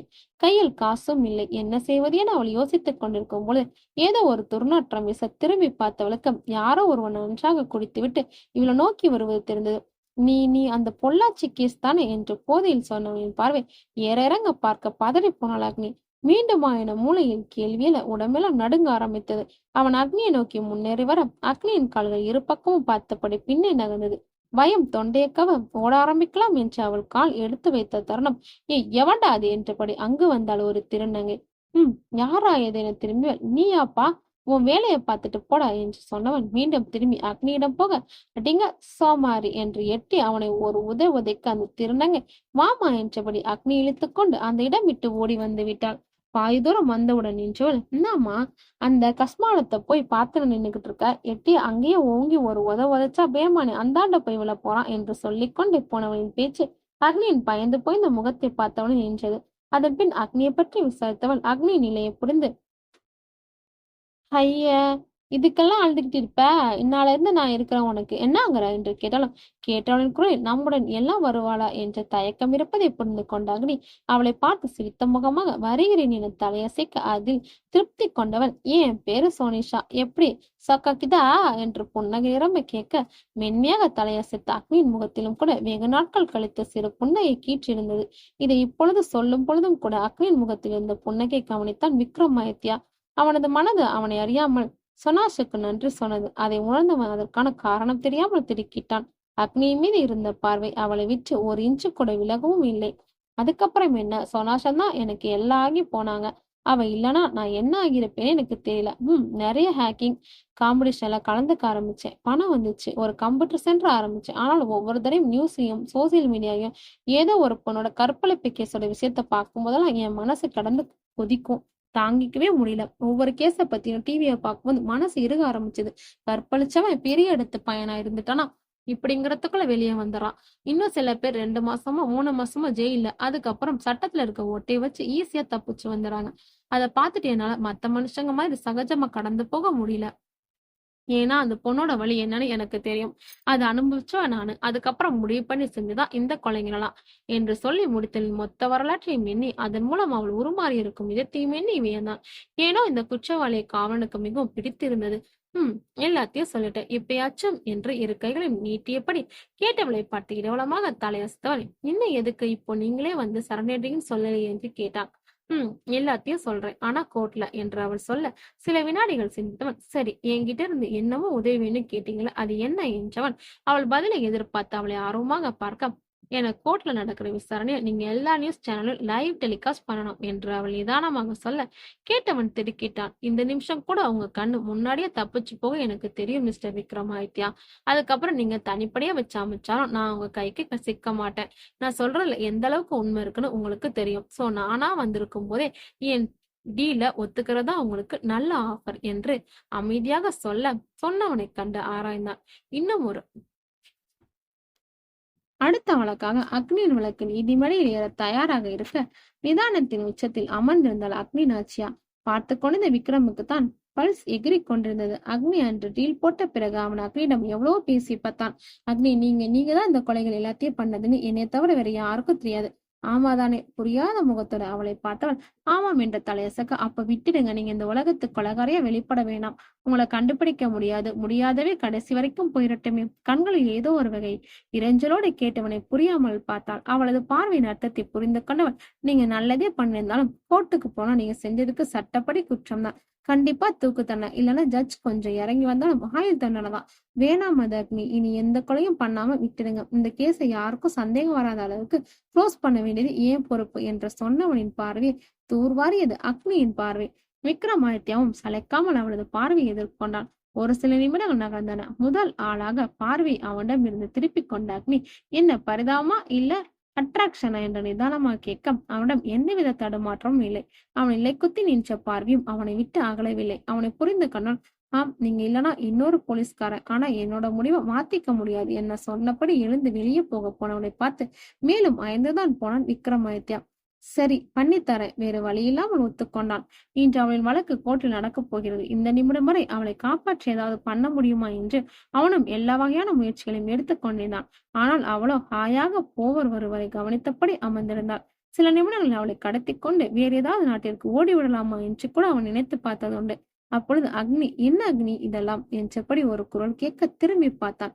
சோனாஷி தான் வந்திருந்தான். சோனா, நீ எங்கென்ன பண்ற என அக்னி கேட்க, என்ன அக்னி, என்னமோ கொலை அது இதுன்னு சொல்றாங்க, நீ என்னத்துக்கு இங்க வந்து குந்திக்கின்னு இருக்க, வா வீட்டுக்கு போகலாம் என்ற சோனாசி பயந்து போன முகத்துடன் பேச, அந்த பயத்திற்கு பின்னால் ஒளிந்திருப்பது அக்னி மீது அவள் கொண்டுள்ள பாசம்தான் என்று அக்னிக்கு தெரியாதா என்ன? சோனாசியின் கைகளை பிடித்துக் கொண்டுள்ள நெஞ்சம் நெகிழ்ந்து இருந்தது. என்ன அக்னி இதெல்லாம் அழுகையோடு கேட்டாள் சோனாசி. அக்னி பதில் சொல்ல ஆரம்பிப்பதற்குள் அவள் கோர்ட்டுக்குள் ஆஜராக வேண்டிய நேரம் வந்துவிட சோனாசி அங்கிருந்த ஒரு இருக்கையில் அமர வைத்தவள் ஒரு நீண்ட பெருமுச்சுடன் உள்ளே நுழைந்தாள். வழக்கமான நடைமுறைகள் பின்பற்ற பிறகு வழக்கு ஆரம்பமானது. அவள் கேட்டுக்கொண்டதற்கு இணங்க விக்ரமின் பெரும் முயற்சியால் முக்கிய செய்தி சேனல்கள் ஒளிபரப்பாளர்கள் கோர்ட்டில் குவிந்திருந்தன. இவளும் ஒன்றும் சாதாரண குற்றவாளியிலேயே 20 கொலைகளை செய்தவள். அதனால எல்லார் முகமும் இந்த வழக்கு சம்பந்தமான பலவித கேள்விகளை தாங்கி இருந்தன. மிஸ் அக்னி நாச்சியா, ரைட்? நீங்க கடந்த 5 வருஷத்துல 20 பேரை கொலை பண்ணிருக்கீங்க, சரியா? ஒத்துக்கிறீங்களா? ஒத்துக்கிறேன். ஏன், என்ன காரணம்? நீங்க செஞ்ச தப்புன்னு உங்களுக்கு தெரியலையா? நான் கொலை பண்ணவங்க எல்லாருமே குற்றவாளிங்க தான். சட்டத்துக்கிட்ட இருந்து சட்டத்துல இருக்கிற ஓட்ட வழிய தப்பிச்சு போன குற்றவாளிங்க. அவங்கள பாத்துக்கத்தான் கோர்ட் இருக்குல்ல. நீங்க நேரடியா வந்து போலீஸ் ஸ்டேஷன்ல அவங்கள பத்தி கம்ப்ளைண்ட் பண்ணிருக்கலாம், இல்ல கோர்ட்ல கேஸ் கூட போட்டுக்கலாம். அதை விட்டுட்டு சட்டத்தை எதுக்கு உங்க கையில எடுத்துக்கிட்டீங்க? எத்தனை வருஷம் சார்? எத்தனை வருஷம் என்னை அலைய விட்டுருப்பீங்க?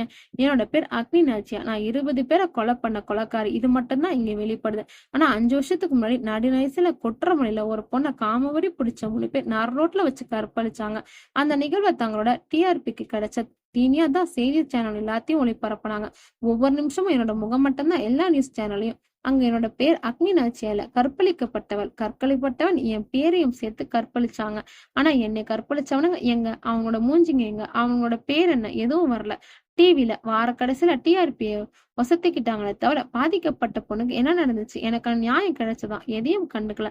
போலீஸால நான் சுட்டிக்காட்டின முகங்கள் சமூகத்துல மிகப்பெரிய அந்தஸ்துல இருக்கிறானுங்கன்னு பசங்கன்னு தெரிஞ்சோன்னா அந்த நிமிஷத்தோட என்னோட கேஸ தூக்கி குப்பையில போட்டாங்க.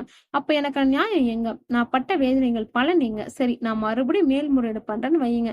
ஏற்கனவே பையனை காப்பாத்த பொய் சாட்சி ரெடி பண்ண மினிஸ்டர் என்னை உயிரோட விடுவாரா? இல்ல என்னோட சேர்த்து என் நல்லதுக்கு என் கூட வந்தவங்களும் சேர்த்து சின்ன பின்னமாகி இருப்பாங்க. அந்த அளவுக்கு இங்க பவர் இருக்கு, பணத்துக்கும் பதவிக்கும். நான் அன்னைக்கு அடங்கி போனதுனாலதான் இன்னைக்கு இங்க உயிரோட நிக்கிறேன். அன்னைக்கு கேஸ நடத்தினா அந்த ஜட்ஜ் மினிஸ்டர் கிட்ட அடங்கி போனதுனாலதான் இன்னைக்கு வரைக்கும் அவரோட பொசிஷன்ல உட்கார்ந்துட்டு இருக்காரு. தீர்ப்பு சொல்ற ஜட்ஜுக்கே அந்த நிலைமைனா சாதாரண மக்கள் எங்களோட நிலைமை என்ன? எந்த நம்பிக்கையில என்னை கோர்ட் வாசல ஏற சொல்றீங்க? அவளது கேள்வியில் வக்கீல் திணற எல்லோரும் அவளது ஆளுமையான வெளிப்பாட்டை வியந்து பார்த்தனர். இத்தனைக்கும் ஒரு துளி அவளது குரல் உயரவில்லை. ஆரம்பத்துல இந்த நிதானம் அப்படியே இருந்தன அக்னியின் குரலில். ஆனால் வார்த்தையில் இருந்த அழுத்தம் மட்டும் கூடி இருந்தன. அதோட சட்டத்தை எதுக்கு உங்க கையில எடுத்துக்கிறேன்னு கேட்டீங்கல்ல? சட்டம் ஒழுங்கா அதோட வேலையை பண்ணனா நான் என்னை மாதிரி ஒரு சாதாரண மனுஷெல்லாம் அதை கையில் எடுக்க வேண்டிய சூழல் எதுக்கு வந்திருக்க போகுது?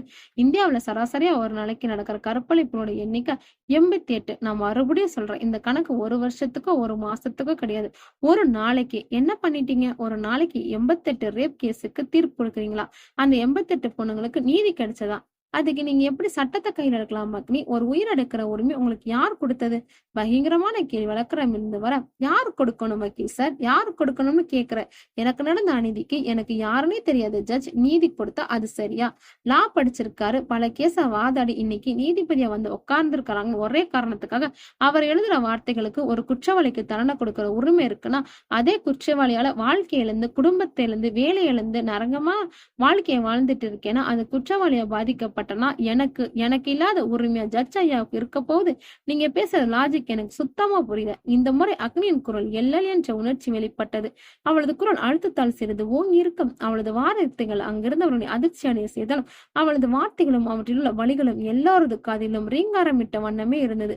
சில வினாடிகள் அவ்விடமே அமைதியில் சொல்ல கண்களை மூடி தன உணர்ச்சிகளை சமன் செய்து கொண்டவர் நீதிபதியிடம் திரும்பி, என்னைய மாதிரி ஒரு சாதாரண பொண்ணு, ரொம்ப சாதாரண, எல்லா பெண்களுக்குமே இருக்கிற ஆசைகளோட பொறந்து வளர்ந்தவ தான் நான். இன்னைக்கு 20 கொலைகளை பண்ணிட்டு உங்க முன்னாடி இங்க குற்றவாளி கொண்டுல நிக்கிற அளவுக்கு என்னை தள்ளின காரணங்கள்ல முக்கியமானது இந்த சமூகமும் சட்டமும். அதுக்காக சமூகத்தால பாதிக்கப்பட்ட ஒவ்வொரு பொண்ணும் என்னை மாதிரி இப்படி கத்தி எடுத்துக்கணும் நான் சொல்ல வரல. கத்தி எடுக்கிற நிலைமைக்கு இந்த சமூகம் என்னை தள்ளுச்சுன்னு கத்தி எடுக்க முடிவு செஞ்சது முழுக்க முழுக்க நான் மட்டும்தான். என்கிட்ட படிப்பு இருக்கு, திறமை இருக்கு. இப்ப போய் ஒரு ஹேக்கிங் காம்படிஷன்ல கலந்துக்கிட்டா திரும்பி வரும்போது ஃபர்ஸ்ட் அமௌண்ட் அடிச்சுட்டு தான் வருவேன். அந்த அளவுக்கு என்கிட்ட கெப்பாசிட்டி இருக்கு. நாளைக்கே என் கடந்த காலத்தோட என்னை ஏத்துக்கிற ஒரு நல்ல மனுஷனா பார்த்து நான் கல்யாணம் பண்ணிக்கலாம். எனக்கு அந்த சுதந்திரம் இருக்கு, இளமை இருக்கு, வசதி வாய்ப்போட காலத்துக்கும் சந்தோஷம் வாழ்ற அளவுக்கு எல்லாமே என்னால பண்ணிக்க முடியும். நானும் சாதாரண பொண்ணுதான். எனக்கும் நல்ல வாழ்க்கை வாழணும் ஆசை கடலளவு இருக்கு. ஆனா இன்னைக்கு 20 பேத்த கொலை பண்ணிட்டு நிக்கிறேன். ஏன்? ரணம். என் மனசுல காட்டுத்திலி போல பத்தி எரிஞ்சுக்கிட்டு இருக்க ரணம். ஒவ்வொரு தடவையும் நியூஸ்ல ஒரு ரேப் கேஸ பார்த்து பத்தி போடும்போதெல்லாம் எனக்கு நடந்த எல்லாம் கண்ணுல வந்து போகுது. தினம் தினம் நான் ரணத்தோட வாழ்ந்துட்டு இருக்கேன். ஆனா எனக்கு இந்த ரணத்தை கொடுத்தவங்களும் கொஞ்சோண்டு குற்ற உணர்ச்சி கூட இல்லாம என் கண்ணுக்கு எதிராவே ராஜ வாழ்க்கை வாழ்ந்துட்டு இருக்கான். முடியல சார், நெஞ்சமெல்லாம் பத்தி எரியுது. நான் கொடுத்த தண்டனை நீங்க அவனுக்கு கொடுத்திருந்தா நான் எதுக்கு சார் இன்னைக்கு குற்றவாளி கோர்ட்ல வந்து நிக்க போறேன்? நானும் எனக்குன்னு ஒரு வாழ்க்கையை அமைச்சுக்கிட்டு ரொம்ப சந்தோஷமா வாழ்ந்திருப்பேனே. நீங்க தானே சொல்லுவீங்க, குற்றத்தை செஞ்சவனா குற்றத்தை செய்ய தூண்டினவனுக்கு தான் தண்டனை ஜாஸ்தினே. அப்படி பார்த்தா நான் இன்னைக்கு குற்றவாளியா நிக்கிறதுக்கு பொறுப்பே இல்லாம நடந்துகிட்ட ஒரு கோர்ட் தான் காரணம். 5 வருஷத்துக்கு முன்னாடி என் கேஸ எனக்கு எதிராக வாதாடின வக்கீலும் குற்றவாளி தண்டனை கொடுக்காம தீர்ப்பு சொன்ன அந்த ஜட்ஜும் தான். அவங்க 2 பேரும் தான் குற்றவாளிங்க. எங்க குடுங்க பார்க்கலாம் அவங்களுக்கு ஒரு தீர்ப்பு என்று அக்னி விட்ட விலாசல அவளது கேள்விகள் நீதிபதியை ஒரு வினாடி ஆடி போய்விட்டார். தன்னோட காலத்துல நடிகளுக்கே சிம்ம சொப்பனமா இருந்த சில்க் ஸ்மித்தாக்கி நடிகைகளுக்கே என்னவானா ஆகியிருப்பாங்கன்னு ஒருத்தர் கேட்டாராம். அதுக்கு அவங்க சொன்னாங்களாம், நக்சலைட் ஆகியிருப்பேன்னு. அப்போ சமூகம் அவங்கள எந்த நிலைமைக்கு தள்ளி இருக்குன்னு பாருங்க. நமக்குள்ள அவங்க ஒரு கவர்ச்சி நடிகை லட்ச லட்சமா சம்பாதிக்கிற மட்டும்தான் தெரியும். வழி அனுப்பவர்கள் மட்டும்தான் அதோட வேதனை தெரியும். உங்க எல்லாரோட கண்ணோட்டத்துல நாங்க எல்லாம் கற்பழிக்கப்பட்டவங்க, அவ்வளவுதான். ஆனா எங்களுக்கு என்ன மாதிரி பாதிக்கப்பட்ட பெண்களுக்கு மட்டும்தான் மனசுல உண்டான அந்த கொடூரமான வழியை உணர முடியும். அந்த வழி எனக்கு புரிஞ்சது. என் கண்ணு முன்னாடி தினம் தினம் பொண்ணுங்க நான் அனுபவிக்கிற வழியை அவங்களும் அனுபவிச்சுட்டு இருக்கிறத என்னால பார்த்துட்டு வாய்க்கு வந்ததை அடிச்சு விட்டுட்டு அடுத்த வேலையை பார்க்க போக முடியல. அதான் எடுத்தேன். நானே கத்தி கையில எடுத்தேன். கொலையும் பண்ணினேன். இம்பாக்ட் இது எல்லாம் நீங்க பண்ணிருக்க வேண்டிய வேலை. நான் எந்த ஒரு நிரபரையும் தண்டிக்கல. அதுக்கான எல்லா ஆதாரங்களும் என்கிட்ட இருக்கு. ஆனா உங்களுக்கும் எனக்கும் ஒரு சின்ன வித்தியாசம் இருக்கு சார். சொல்லவா? எல்லாரது புருவம் தானாக உயர அவளது முகத்தை தாண்டி எவரின் பார்வையும் நகரவில்லை. நீங்க லட்சக்கணக்கில் சம்பளம் வாங்கியும் செய்யாத வேலையா நான் குற்றவாளிங்கிற பேரை வாங்கிட்டு செஞ்சுட்டு இருக்கேன் என்று அவள் எல்லல் போல் சொல்ல அடுத்த அமைதி அரங்கத்தை நிறைந்தது. பாதிக்கப்பட்டோம்னு சொல்றீங்களே அக்னி, உங்க குடும்பம் மட்டும்தான் பாதிக்கப்பட்டுச்சா? நீங்க கொலை பண்ணவங்களோட குடும்பம் எல்லாம் அவங்க பசங்களை இழந்துட்டு நிக்கிறாங்களே, அதுக்கு என்ன பதில் சொல்ல போறீங்க? அமைதியை கிழிக்கும் பொருட்டு யோசித்து அடித்தார் வழக்கறிஞர். சார், விஷயம் நான் குடும்பஸ்தனுங்க யாரையும் கொலை பண்ணல. என்ன பண்றது, அந்த அளவுக்கு என் மனசு இன்னும் கல்லா மாறலையே. ரெண்டாவது விஷயம், பெத்த பையனை ஒழுங்கா வளர்க்க தெரியாத பெத்தவங்களுக்கு பசங்க இருந்தாலும் இல்லைன்னாலும் ஒண்ணுதான். பெத்தவங்களும் எதுக்கு சோறு போட்டு வளர்த்து எங்க வேணா மேய்ஞ்சிட்டு வான்னு விடுறதுக்கா? ஒழுக்கம்னா என்னன்னு சொல்லி கொடுக்கறதுக்கும், நாகரிகம் பண்பாடு ஆனா என்ன ஆண்மனை என்னன்னு சொல்லி கொடுக்கறதுக்கும், என்னைக்கும் ஒருத்தன் மனசறிஞ்சு ஒரு பொண்ணோட வாழ்க்கைய சீரழிச்சானோ அன்னைக்கே அவனுக்கு பெத்தவங்க இருந்தும் செத்ததுக்கு சமந்தான். அவளது தீர்வமான அழுத்தமான குரலில் அந்த அரங்கமே ஒரு வினாடி அதிர்ந்து குலுங்கி நின்றது. வக்கீலுக்கு அடுத்து என்ன கேள்வி கேட்பது என்று தெரியவில்லை. விழிப்பதுங்கி நின்றார். கேஸின் தீர்ப்பு அடுத்த நாளைக்கு ஒத்தி வைக்கப்பட்டது. மொத்த பொது ஊடகங்களும் அக்னியால் நிரம்பி வழிந்தன. ஆனால் இந்த முறை அவளது பெயர் கோயம்புத்தூர் ரேப் கேஸ் என்று வராமல் அக்னி நாச்சியா என்று வெளிவந்து கொண்டிருந்தது. மக்களின் ஆதரவு அக்னிக்கு பெருக ஆரம்பித்தது. உலகளவில் அக்னி நாச்சியா என்னும் ஹேஷ்டேக் ட்ரெண்டிங் ஆனது. அவளுக்கு என்ன தீர்ப்பு வரும் என்று விவாத மேடைகள் நடத்தப்பட்டு கொண்டிருந்தன. காவல் நிலையத்தில் அடைக்கப்பட்டிருந்த அக்னியின் உயிருக்கு ஏதாவது ஆபத்து வந்து விடுமோ என வீட்டிற்கு செல்லாமலும் தூங்காமலும் காவல் நிலையத்தில் இருந்து பாதுகாத்தான் விக்ரம். நேரம் நகர நகர அக்னி நாச்சியாவின் பேர் இந்தியா முழுவதும் பரவ ஆரம்பித்தது. அடுத்த நாள் அக்னியின் முன்னால் வழக்கை கையாண்ட வக்கீலும் தீர்ப்பு எழுதிய நீதிபதியும் அமைச்சர் சிங்கமுத்தும் குற்றவாளிகளாக நீதிமன்ற படிக்கட்டுகளில் ஏறினர். தொலைக்காட்சிகளில் ஒளிபரப்பாகிவிட்டதால் மக்களிடமிருந்து உண்மையை மறைக்க முடியவில்லை. நீதிமன்றத்திற்கு அக்னி கைகளில் விலங்கிட்டபடி அழைத்து வரப்பட்டாள். அவள் நீதிமன்ற வாசலில் கால் வைத்தபோது அக்னி என்று ஒரு குரல். நின்று திரும்பி பார்த்தாள். இந்திராவும் செந்தில்நாதனும் நின்றிருந்தன. இந்திரா இவளிடம் வந்து இவளை பிடித்தபடி மன்னிச்சிடு அக்னி என்று கதற தன்மேல் விழுந்து மாளும் தாயை கைகளில் இருந்து விலங்கோடு நிமித்தியவள் முகத்தில் எவ்விதமான உணர்ச்சியும் இல்லை. 5 வருடங்களுக்கு முன் தன்னை கண்டதும் ஓடி வந்து கட்டி கதறிய அக்னியின் ஞாபகம் மின்னல் போல் இந்திராவின் மனதில் வந்தபோது அன்று பார்த்த தன் மகள்தானா இவள் என பெற்றவளுக்கே சந்தேகம். இந்திராவின் சந்தேகத்தை போக்கும் வண்ணம் தனது விலங்கிட்ட கையை உயர்த்தி அவரது இரு கண்களையும் இருந்து வழிந்து கொண்டிருந்த கண்ணீரை தொடுத்து விட்டவள் திரும்பி செந்தில்நாதனை ஒரு பார்வை பார்த்தாள். அவர் இவனை காண தெம்மின்றி கூனி குறுகி போய் நின்றபடி கையெழுத்து கும்பிட்டு மன்னிப்பு வேண்டிக் கொண்டிருந்தார். உணர்ச்சிகளை துடைத்த முகத்துடன் சில வினாடிகள் கண்டவள் திரும்பி உள்ளே நடந்து சென்று விட்டாள். நீ போகாதடி என்று கதறி அழுதார் இந்திரா. உள்ளே வந்தவளின் கண்களுக்கு மக்களுக்கு நடுவில் வெங்கட்டும் அவனது மனைவியும் அமர்ந்திருப்பது கண்களில் பட்டது. கூடவே ஒரு ஓரத்தில் கண்களில் வழிந்து கொண்டிருந்த கண்ணீரோடு அமர்ந்திருந்தால் சோனாசி. வழக்கு தொடங்கியது. முதலில் நீதிபதி, அடுத்த வழக்கறிஞர், அடுத்த சிங்கமுத்து மூவரும் தண்டனைகள் வழங்கப்பட்டது. எல்லாவற்றையும் முயற்சியற்ற முகத்திலே பார்த்தபடி இருந்தால் அக்னி. அடுத்ததாக கூண்டில் ஏறியது அவள். அக்னிக்காக நீதி கேட்டு வெளியே மக்கள் கூட்டம் ஆர்ப்பரித்தும் காவல்துறையினர் அவளை அடக்குவதும் உள்ளே வரை கேட்டுக்கொண்டிருந்தது. எதற்கும் அசையவில்லை அக்னியின் முகம். இன்று அவளுக்கு தண்டனை வழங்க வேண்டிய நாள். அவள் கொலை செய்தது குற்றவாளிகள் தான் என்றாலும் சட்டத்தை பொறுத்தவரையில் அவளும் குற்றவாளி. உன் தரப்பிலிருந்து ஏதாச்சும் சொல்ல விரும்புறியாமா அக்னி என்ற கேட்ட நீதிபதியின் கண்கள் சிவந்திருந்தன. இரவு முழுவதும் அவர் தூங்காது எடுத்து காட்டியது. தன்னை பார்த்து கண்களை சிமிட்டுக் கொண்டிருக்கும் கேமராக்களை பார்த்து திரும்பி நின்றாள் அக்னி.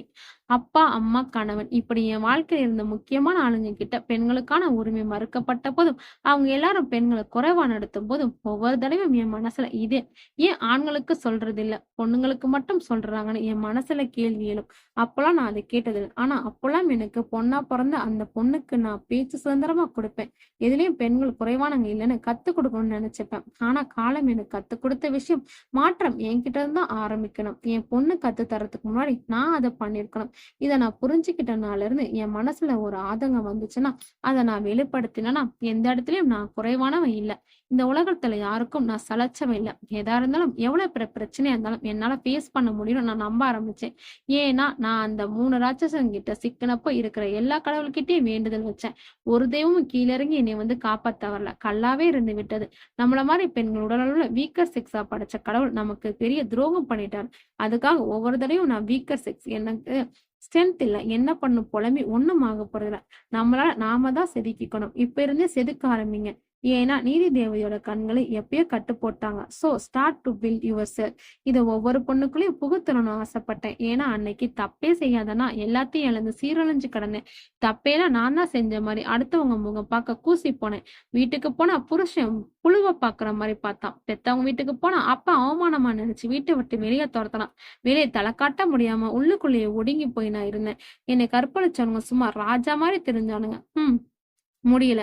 மனச பத்திக்கிட்டு எரிஞ்சது. அப்போ என் மனசுல ஆறுதலா என் பயத்துக்கு தைரியமா இருந்தவங்க 2 பேர். ஒண்ணு வெங்கட், இன்னொரு சோனாசி. இப்போ டிவி முன்னாடி தமிழ்நாட்டை சேர்ந்த எவ்வளவு மக்கள் உட்கார்ந்து இதை பார்த்துட்டு இருப்பீங்க. உங்க வீட்டு பொண்ணுங்கள் இந்த மாதிரி நடந்தா தயவு செஞ்சு என்னை பெத்தவங்க என்னை அனாதையை விட்ட மாதிரி நீங்களும் விட்டுடாதீங்க. ஏன்னா எனக்கு கிடைச்ச மாதிரி வெங்கட்டோ சோனாசியோ அவங்களுக்கு கிடைப்பாங்களான்னு தெரியாது என்று கைகூப்பி வேண்டிக் கொண்டவளின் அழுதுவடிந்த முகத்தோடு பார்த்து கொண்ட இந்திராவிற்கு நெஞ்சில் அந்த நிமிடம் உதிரம் கொட்டியது போல் சொன்னது அது மிகையாகாது. அதை தாண்டி அக்னியின் வார்த்தைகளை கேட்டுக்கொண்டு செந்தில்நாதின் உயிர் அவளது ஒவ்வொரு வார்த்தையிலும் சாட்டையால் அடிக்கப்பட்டு கொண்டிருந்தது. சில வினாடிகள் மௌன இடைவெளி விட்டு தொண்டையை செருவிக்கொண்ட அக்னி அதோட ஆண் மகவை பெத்தவங்களுக்கு ஆசைப்படுறவங்களுக்கு ஒரு பையனை பெத்து அவன் நல்ல ஆண் மகனா இந்த சமுதாயத்தில் நிலைநிறுத்த முடியும். நான் வளர்த்த வளர்ப்ப பாருடா, ஏன் மகன்டான்னு நீங்க தலை நிமிர்ந்து சொல்ற அளவுக்கு உங்களால வளர்க்க முடியும் நம்பிக்கை இருந்தா மட்டும் ஆண் குழந்தைங்களுக்கு ஆசைப்படுங்க. தேவையில்லாம ஆஸ்திக்காக ஆசைப்பட்டு பெத்த தாய்க்கும் தண்டனையா பூமிக்கும் கண்டமணிக்கு சுத்த விட்டு காசை சேர்க்க போயிடாதீங்க. நன்றி என்று கைகூப்பியோ நீதிபதியிடம் திரும்பினான். அக்னிக்காக தீர்ப்பு சொல்லப்பட்டது. சட்டத்தின் அடிப்படையில் தூக்கிலிடப்பட வேண்டிய குற்றவாளியாக வேண்டிய அவளுக்கு மனிதாபனத்தின் பேரில் இரட்டை ஆயுள் காலம் சிறை தண்டனை விதிக்கப்பட்டது. தீர்ப்பை கேட்டு தமிழ்நாடை கொந்தளித்தது.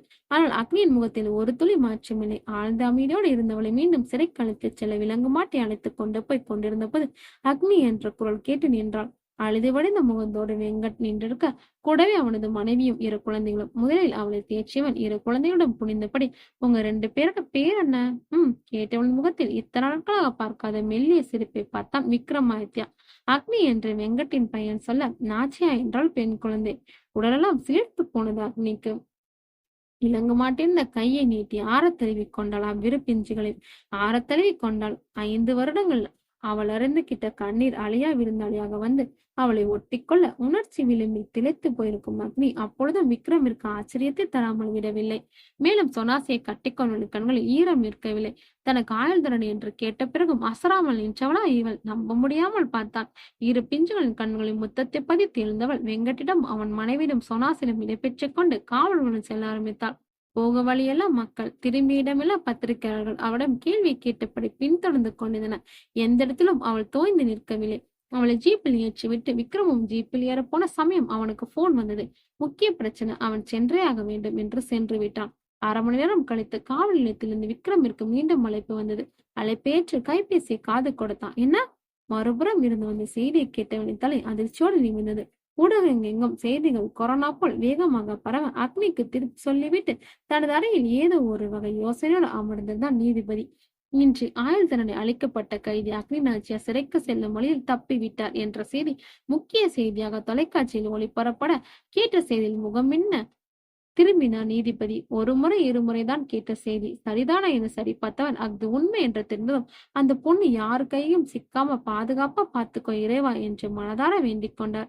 2 ஆண்டுகளுக்கு பிறகு கொல்கத்தாவில் ஒரு ஆடவன் 18 வெட்டு காயங்கள் எலி பொறிக்கப்பட்ட நிலையில் முதுகில் விருப்பமில்லா பெண்ணிடம் மரமி மீறினார், வதைக்கப்படுவார் என்ற வாசகம் மங்களாமொழியில் எழுதியிருந்தாலும் வந்த தகவல் அவ்வூர் மக்களிடையே அதிர்ச்சி ஏற்படுத்தியது என்ற செய்தியை தொடர்ந்து பெண்களுக்கான பாதுகாப்பு நாட்டுகளின் பட்டியலில் முதல் 10 இடங்களுக்குள் வந்துள்ளது இந்தியா.